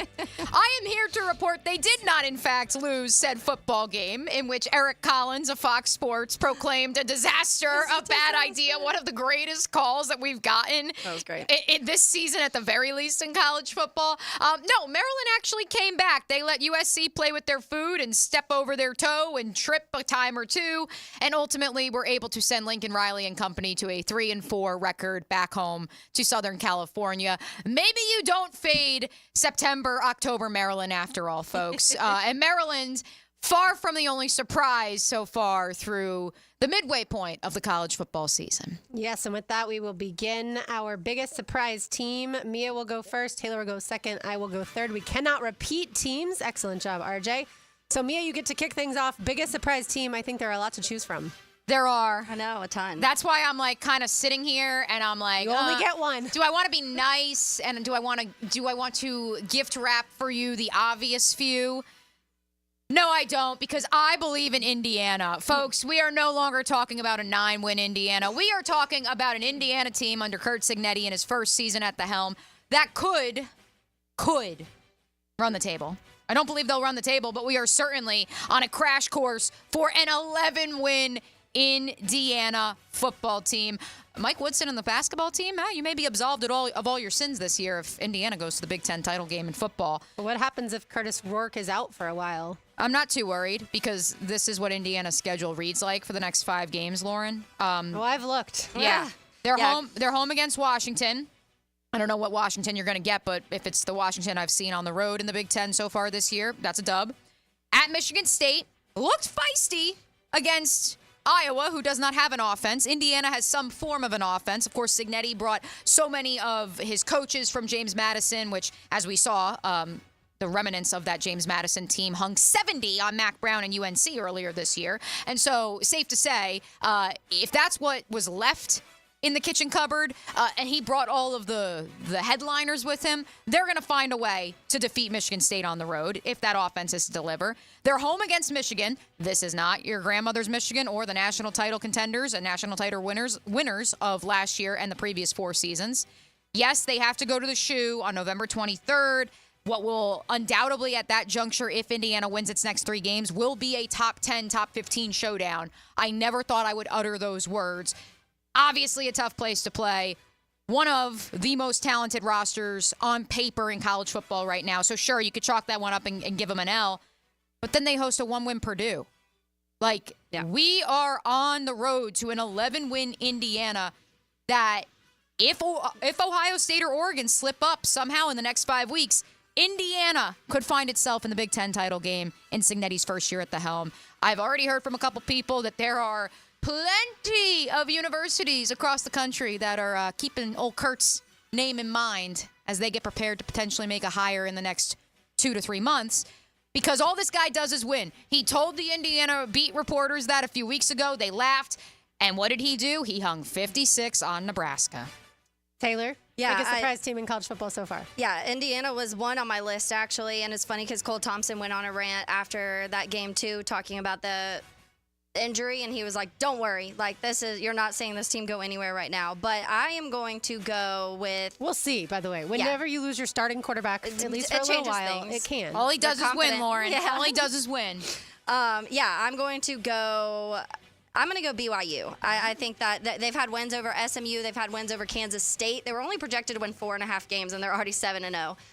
So I think it's a team for me that I was not talking about whatsoever preseason, and then now they're ranked, and you're talking about BYU a little bit more. And when you talk about schedules, they have a very winnable rest of their schedule. They have UCF, Utah, Kansas, Arizona State, and Houston. So we will see how the season ends for them. But right now, I think they're a really fun team to watch, and not expecting this start whatsoever from them. Maybe Arizona State will have found a kicker by the time that game comes around. I'm going to go with, I think, the most obvious one, and the answer is Vanderbilt. Ranked in the top 25, ranked number 25 for the first time since 2013. They are in the rankings for the AP. Diego Pavia, 1,391 yards, 11 touchdowns, 1 pick. But I'm going to tell you the reason that they're the biggest surprise team in all the country is the win that they got against Alabama earlier this year. I could have asked y'all pick that game 1,000 times, or anyone else for that matter. Not a single person would have ever picked Vanderbilt to upset Bama. And the fact that they did that in Clark Lee's, 3rd year is one of those things that we will remember that game that night. Certainly all of Nashville, the city of Nashville, will remember that game forever. And so, Vanderbilt is my biggest surprise team. All right, biggest disappointment. I will go first. And ladies, I think there is, again, the most obvious answer. It is Florida State. They were 13-1 a season ago. They are now 1-6 on the season. They're going to go to 1-7 because there's not a chance Florida State beats Miami. A couple stats for you that most people already know. The Noles have 3 takeaways this season. That's tied with New Mexico State for the fewest in all of college football.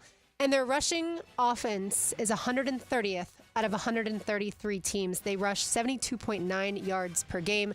Their rushing defense is slightly better at 103rd. But look, we've all watched Florida State this season. Lots of miscues. They got a quarterback in the transfer portal that they shouldn't have gotten in DJ Uyunglele. Brock Glenn wasn't ready for the job. And Luke Kromenhoek looks like he has some promise, but that's not going to get them to the promised land. And yes, Florida State, by far the biggest disappointment for me so far this season. Mia, you're up. Oh, I'm up? Okay. Are we sure? Yeah. Oh, okay. I thought we were going that way. I thought we were going this way. All right, that's fine. I am going to go with the USC Trojans. Why, you ask, am I going with a 3-4 outfit as the most disappointing of the season? Well, folks, here's who USC at 3-4 still has to play. And, of course, this includes some cross-country road trips. They are home against mighty Rutgers on my birthday on Friday, in honor of my birthday, some are saying, many are saying. They do travel to Washington. That's at least a bit of a more familiar road trip that the old Pac-12 is a little bit more used to. So, okay, we could chalk those up. Maybe you get 2 victories, you get to 5-4. Home against Nebraska. I know Indiana just hung 56 on them, but Dylan Raiola has been the talk of the town for a reason. At UCLA, UCLA, crosstown rivals. Even if you get to 7-4, then you play Notre Dame on the last day of November. If this UCLA team finishes 7-5, I can't help but go back and look at what Clay Helton's coaching tenure looks like during his tenure at USC prior to Lincoln Riley jumping ship from Oklahoma and heading to Southern California. In 2018, the year after USC's last New Year's Six Bowl appearance in the Cotton Bowl, which they lost, they went 5-7, 4-5 in the Pac-12. They bounced back in 2019 to finish 8-5, lost to the mighty Iowa Hawkeyes in the Holiday Bowl after finishing 7-2 in the Pac-12. 5-1 during the COVID year, and then a 1-1 start to 2021 before he was ultimately dismissed. What do 5-7, 8-5, 5-1 have in common with either 8-4 or 7-5? Largely the same product. I am sure Lincoln Riley will escape this year because it's the first year of having to travel cross country, the new Big Ten. It's a different identity, a new defense coordinator. They did beat LSU once upon a time. But ultimately, I can't help but come away from, are you getting the same exact returns on this investment, USC, as you were from a coach who reportedly was inferior to the one that you paid oodles and oodles of money to buy a house and bring to Southern California? Taylor, your biggest disappointment so far this season in college football? Yeah, I'm going to go ahead and say sorry to Kevin for this one. I knew it was coming. But I'm going to go Utah. I think preseason, Utah was being talked as a college football playoff team, and Cam Rising was in that talk of the top 10 quarterbacks. And for some of it, you're like, he's injured, and that's why they weren't winning. But then he comes back, and it just doesn't look like the Cam Rising that everybody thought that it was going to be. And now they're sitting at the bottom of their conference in the Big 12, opposite BYU. Got the teams ahead of them in BYU, Iowa State, Kansas State, Texas Tech, Cincinnati, Colorado, Arizona State, TCU, West Virginia, Arizona, UCF, Kansas. All of those teams better than Utah right now, so I'm going the Utes. Kansas could also be in the conversation for most disappointing. Yeah, so many people thought that they were also offense. preseason ranked. But here's my one defense of Utah, and actually it's not a defense. It's inexcusable, the operation that they've allowed to exist prior to Cam Rising's injury, and I will make the comparison to the Miami Dolphins. If you know that Cam Rising, who, mind you, is the same age as Trevor Lawrence and Justin Fields, who are in their 4th year in the National Football League, if you know his career has been mired by injuries, if you know that his only backup is 18-year-old true freshman Isaac Wilson, yes, the younger brother of Zach Wilson, how are you rolling into a season with the utmost confidence that we'll be fine? Either way, we will be fine. Because that is the same thing that Miami did, where knowing Tua Tagovailoa's injury history, yes, he did not get injured last year. The Muay Thai, it worked. So here we are. And then what happened? Or jiu-jitsu, sorry. I don't want to speak out of turn for Tua. Point being, you rolled into a season with no backup. Yeah. Skylar Thompson Not was your backup. He's no longer a viable option. I don't even think he's on the roster. You go to Snoop Huntley. Now you got Tim Boyle. Yes, Tua's returning. Cam Rising will not return, and that's why Utah finds itself in the position it is, because the actual infrastructure was not as sound as we believed it to be. And finally, our Heisman finalist, Taylor gets to go first. Who you got? I've got Ashton Genty. I'm obsessed with this kid. He's chasing Barry Sanders' record. Anybody chasing any Barry Sanders record, I think, is at the top of the list. And I know there's some other that maybe people think are ahead right now, but I just think he's in this place. And Boise State was on my list of possible surprise teams also. Yeah. They've been really fun to watch this season. So, yep, I'm going Genty. Give me the running back for Heisman. And I'm going to go with quarterback Cam Ward. Ward has over 2,500 yards. We just saw him just play lights out against Louisville. We've seen him bring his team back now against Virginia Tech, against Cal, and certainly lead the way with Louisville. 24 touchdowns, 5 interceptions. And look, you can also say that he's pretty good on his feet, too, and uses his legs when he needs to. Cam Ward, if I was voting for Heisman, which I'm not, but if I was, Cam Ward would get my vote. Who you got, Mia? So here's the thing. We decided we're each going to give our Heisman at the midway point. We are only giving you one. If I did have a Heisman vote, of course, you give 3. Your first, second, and your third place finisher. Mm-hmm. Ashton Genty and Cam Ward are not only up there on my ballot, they also right now are the odds-on favorites at mybookie.ag. Cam Ward is plus 162. Ashton Genty is plus 165. Are you going to quack? I'm tempted to. That's who Taylor would. If I'm tempted to. Yep, that's my next one as well. I am tempted to, but I will not. I will instead go Buffs in honor of Travis Hunter. Got it. Because ultimately, and I know some of you Heeligans on the text line and I had a nice little conversation yesterday regarding the best player in college football. And I had this conversation with some friends last night because they said, whoa. You can't say that Cam Ward or Dylan Gabriel is the best player in college football. Because Travis Hunter is doing something we have not seen the likes of in decades. Mm-hmm. The fact that he does not come off the field, the fact that Colorado is competitive. I think if this was a 4-win Colorado like last year, maybe he fizzles out. I know he's been banged up. He still played this past weekend. And so that's why I just can't come off of Travis Hunter being one of the finalists and being my vote in New York.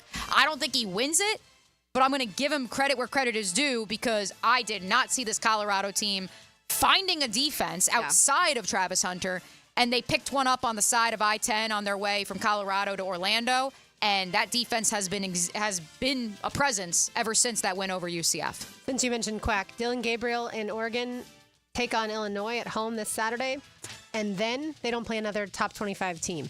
So if you're looking to win the Heisman, one good way to do it is to have an undefeated team. You beat Ohio State. You looked good against them. And that's kind of Hunter for me. He left the game this last weekend, injured again. So I'm just a little concerned about that.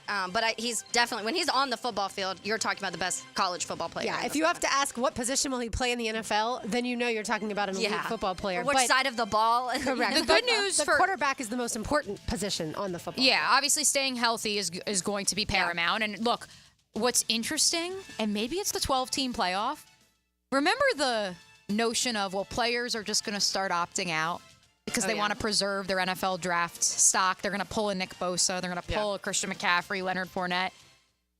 I'm not sure that is going to be a topic of conversation to the extent that it has been. Yeah, definitely. Certainly with the 12-team playoff. And since we brought up schedules, yes, Colorado still has to go to Texas Tech, who up until this past weekend was Big 12 leading Texas Tech. They're home against... Nobody wants to win that conference. Home against Cincinnati. Besides and then BYU. Colorado is home against Cincinnati, home against the aforementioned Utes, home against another disappointing team in the Big 12 in Oklahoma State, who has yet to win a conference game. And then they are at a disappointing Kansas team. So that is, quite frankly, a 4-1 finish potentially for the Buffs. And look, they could go 0-5 for all we know. Mm-hmm. But I do think that the fact that Travis Hunter is on a competitive football team is what will help make his case and get him to New York this December. All I know is I told y'all there's no chance both Kansases would be ranked in the top 25 to end the season. There's just no way that Kansas is going to be that good at football. One of those teams is holding up their end of the bargain as far as I am concerned. That would be Kansas. All right, when we return, we will give you the cool down and more. It's Helmets and Heels on an Active Health Jacks Tuesday on 1010XL on 92.5 FM. This is Helmets and Heels. This hour is brought to you by First Coast Honda Dealers. Mia here for MyBookie. Our listeners have been killing it in a year full of surprises. MyBookie is the one book that has your back. No fluff, no second guessing, just straight up action. Does your other sportsbook pay out when you push on a bet? MyBookie pays you back. And if you're new to the game and not sure where to start, we have you covered. Step 1, use our promo code 1010XL. That'll double your bankroll with a 100% deposit bonus right from the jump. Here's a pro tip to get you rolling. The NFL teams with powerhouse offensive lines are dominating the run game this year, and betting game total unders has been printing money. Stack that with MyBookie's risk-free Thursdays. Why wait? That's right there, a new risk-free odds boost each and every Thursday. To find the bet, click the Bet Boost tab and scroll down. If it hits, you win. If it doesn't, MyBookie refunds your money. Sign up now and get your double deposit bonus with promo code 1010XL. MyBookie, the best sign-up bonus for Florida bettors. Bet anything, anytime, from anywhere with MyBookie. Lauren Brooks here. Now at Hodges Mazda, get 2.9% APR for 72 months on the 2024 Mazda CX-90, Mazda's largest and most luxurious SUV. Or drive home a 2023 Mazda CX-30 2.5S Preferred for as low as $26,999. This compact SUV is designed for both city driving and weekend getaways. Discover the Hodges Mazda difference with the non-commissioned sales team, who are always focused on your best interest. Plus, enjoy 2 years of free maintenance. Visit Hodges Mazda today or shop online at hodgesmazda.com. See dealer for details. Terms and fees for qualified applicants expires October 31st, 2024.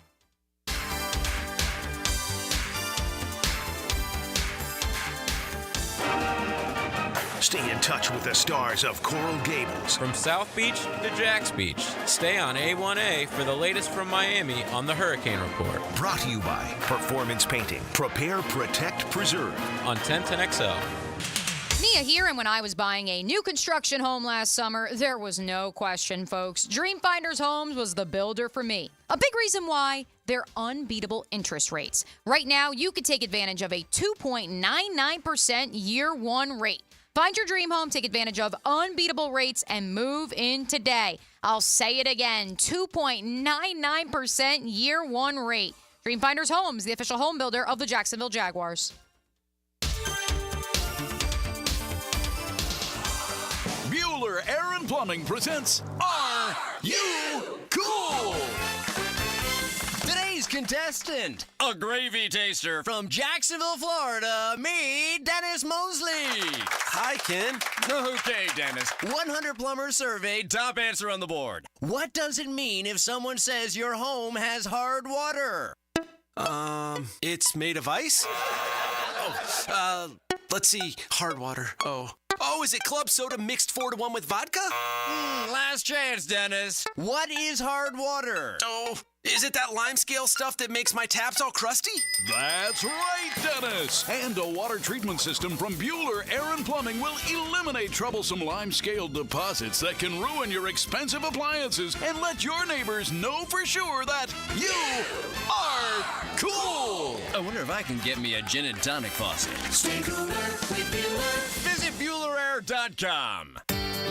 Elbow pain, whether acute or chronic, can make it difficult to do normal activities like playing sports, doing household chores, or even sleeping comfortably. Dr. George Barr here, and no one wants to deal with pain without solutions on how to feel better.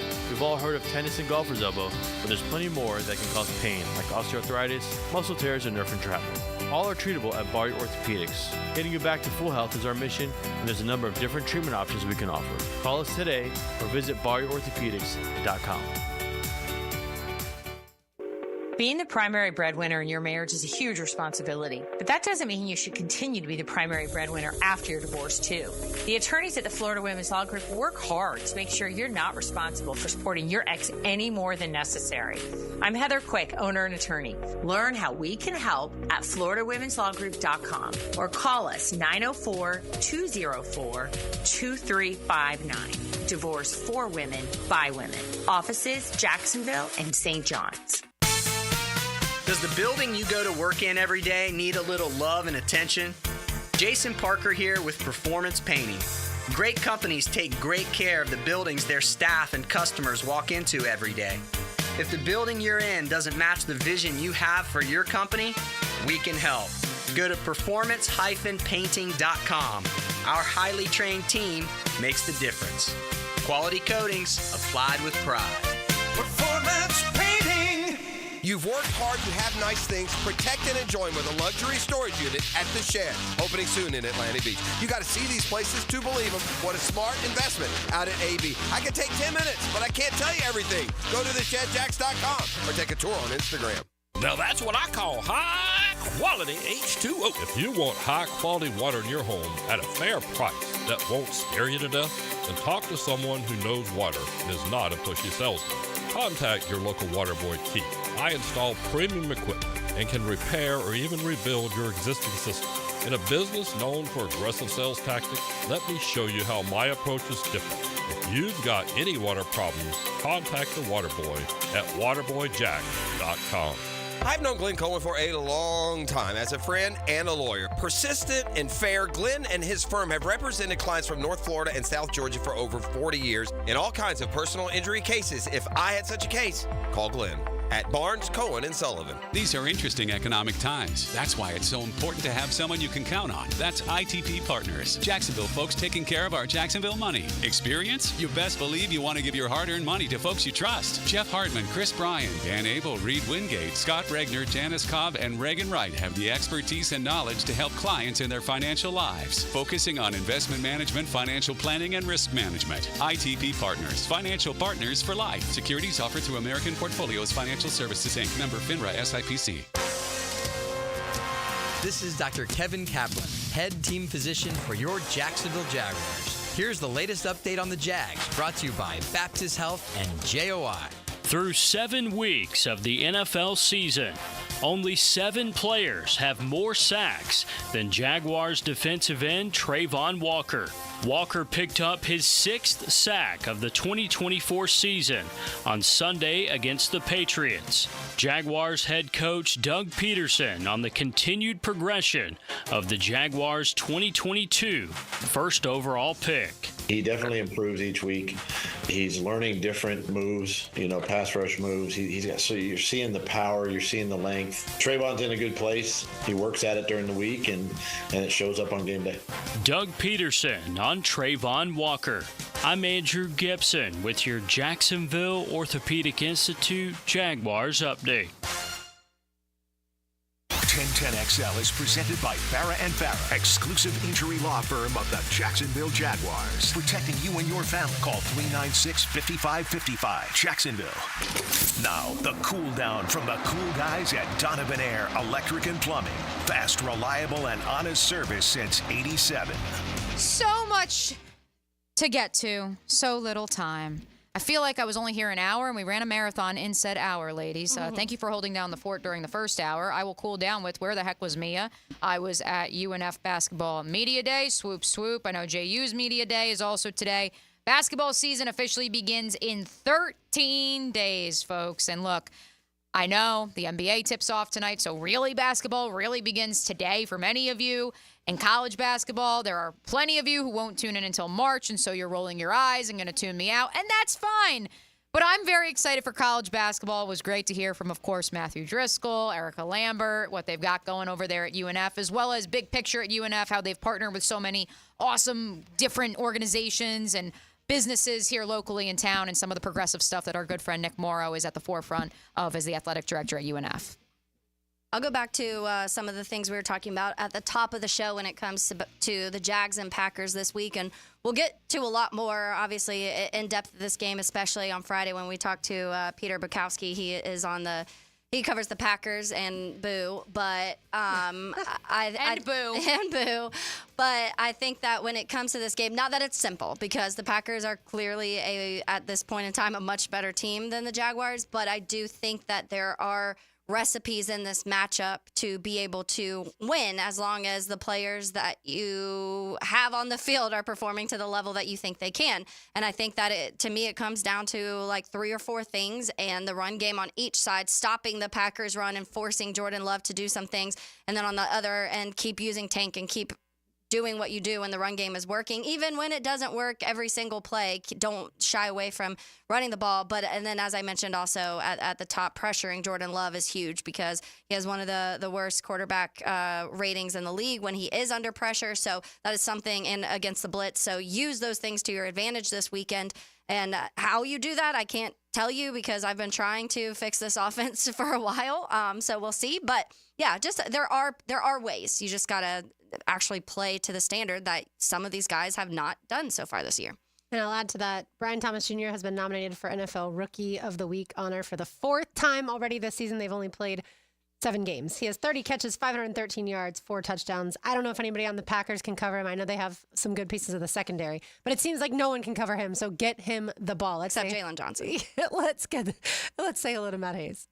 Now, the 2-minute drill brought to you by Injury Care Centers. Discover BioTarget Regenerative Therapy, a safer drug-free solution for lasting pain relief. Visit GoBioTarget.com. Matt, we ran through our biggest surprises team, biggest disappointment, and Heisman finalists in college football. Your number one of those 3 things as we sit here a little over halfway through. The biggest surprise? Yep. I mean, obviously, I think you have to go with Indiana just by default. I mean, what they're doing is remarkable.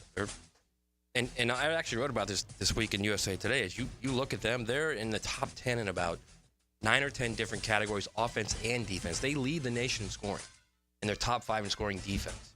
Now, you can complain about their schedule all you want, but the reality is, in previous years, this Indiana team is 2-5 right now. Yeah. Or 1-6. So, yeah, I think what Kurt Cignetti has done has just been absolutely remarkable. Let's see what happens now with Taven Jackson playing quarterback. He's a former Tennessee quarterback, transferred from the Vols.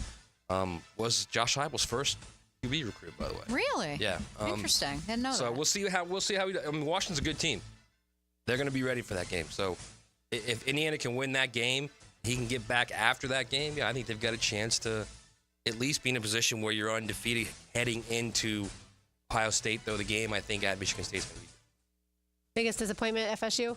Yeah. Easy bar none. That's yeah. Water's wet. Yeah. I mean, you look at them, and I don't know how they don't run the ball well. Yet they're one of the worst teams in the country, not just the ACC, in the country. 130th out of 133 teams in running the ball. It's remarkable, actually, is what it is. And as far as Heisman, yeah, I think it's wide open. I honestly think it's wide open. You can give us your 3. Who would your 3 be right now if you had to vote right now? I wouldn't put Travis Hunter in my top 3 yet because he hasn't played enough. Okay. So I think that's at some point you got to look at that. So I mean, Cam Ward certainly is there. I'll tell you, an interesting one. It's going to be Cam Ward, Gabriel, and Ashton Genty, obviously. But an interesting one before he got hurt was Curtis Rourke. Look at what he's done at Indiana this year. The numbers he's put up. He's the reason they're such a good offense. He's the reason. There's no doubt. I mean, look, he got 12 guys from JMU, from James Madison last year. They got 31 portal guys overall in this group. He took 31 guys, got rid of 34, got 31 in.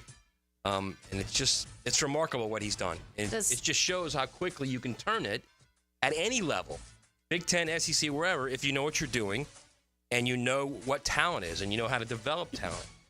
Some guys can't do it. Other guys can. I don't need to say what guys can't do. Yeah, so we know that we'll one. just end it at that, okay? Does somebody do other teams look at Cignetti at the end of the season? Sure. I mean, I don't think there's any question. But, I mean, if they have this special run of a season and they get to the playoff, I don't think he leaves. I think he stays. They'll pay him whatever he wants, and he'll stay. Do we just say the words Indiana and playoff, and we're not talking about basketball, Matt Hayes? If let's just put it this way. If they go 11-0, then they play Ohio State in Columbus, and it's a close game. Let's say they lose 30-23 or something. They're in, man. I know. I agree. I'm right there with you. They're in. And you know who else I think could be there? Old Bert in Illinois. I don't know about that. A little bit harder of a road. We'll see. We'll see what happens to Oregon down the stretch, How many Big Ten teams are we putting in this thing? There might be 4. Right. There might be 3 or 4. But we haven't even mentioned Penn State. Yeah. 3 or 4 from the SEC. It's not going to be Penn State. So. Nor am I thinking necessarily that, but you've got Illinois, Penn State, Oregon, Ohio State, Indiana. There's just not going to be I've that got a many better one Big for Ten you. teams. What if Penn State beats Ohio State in Happy Valley? Then Ohio State's out. I don't know if they're out, but they're very darn On that close. line. I want them out. So that's what I'm going with. All right, Matt, what's coming up? We're going to talk, of course, the NFL and the Jags with our coach, Dave Campo. We're going to get into our, what's Joe calling this? XLP to the CFP. We're doing that today as well as a bunch of other college football stuff. All right, great. Thanks so much. Thanks, ladies. Do you want them to lose because then Ryan Day goes to Florida? Not necessarily. You don't want that. No, not necessarily. I just hate Ohio State. That's the bottom line. Just like you hate the Packers, I hate Ohio State. All right, that's going to do it for us today. For Mia O'Brien, for RJ Saunders, for Taylor Dahl, I'm Lauren Brooks. Don't go anywhere. XL Primetime is coming up next. These heels are made for talking, and we will talk to you tomorrow. Yeah. You keep lying when you ought to be truthing.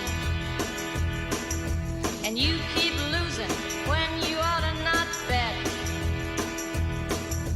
You keep saying when you ought to be a changing. Now what's right is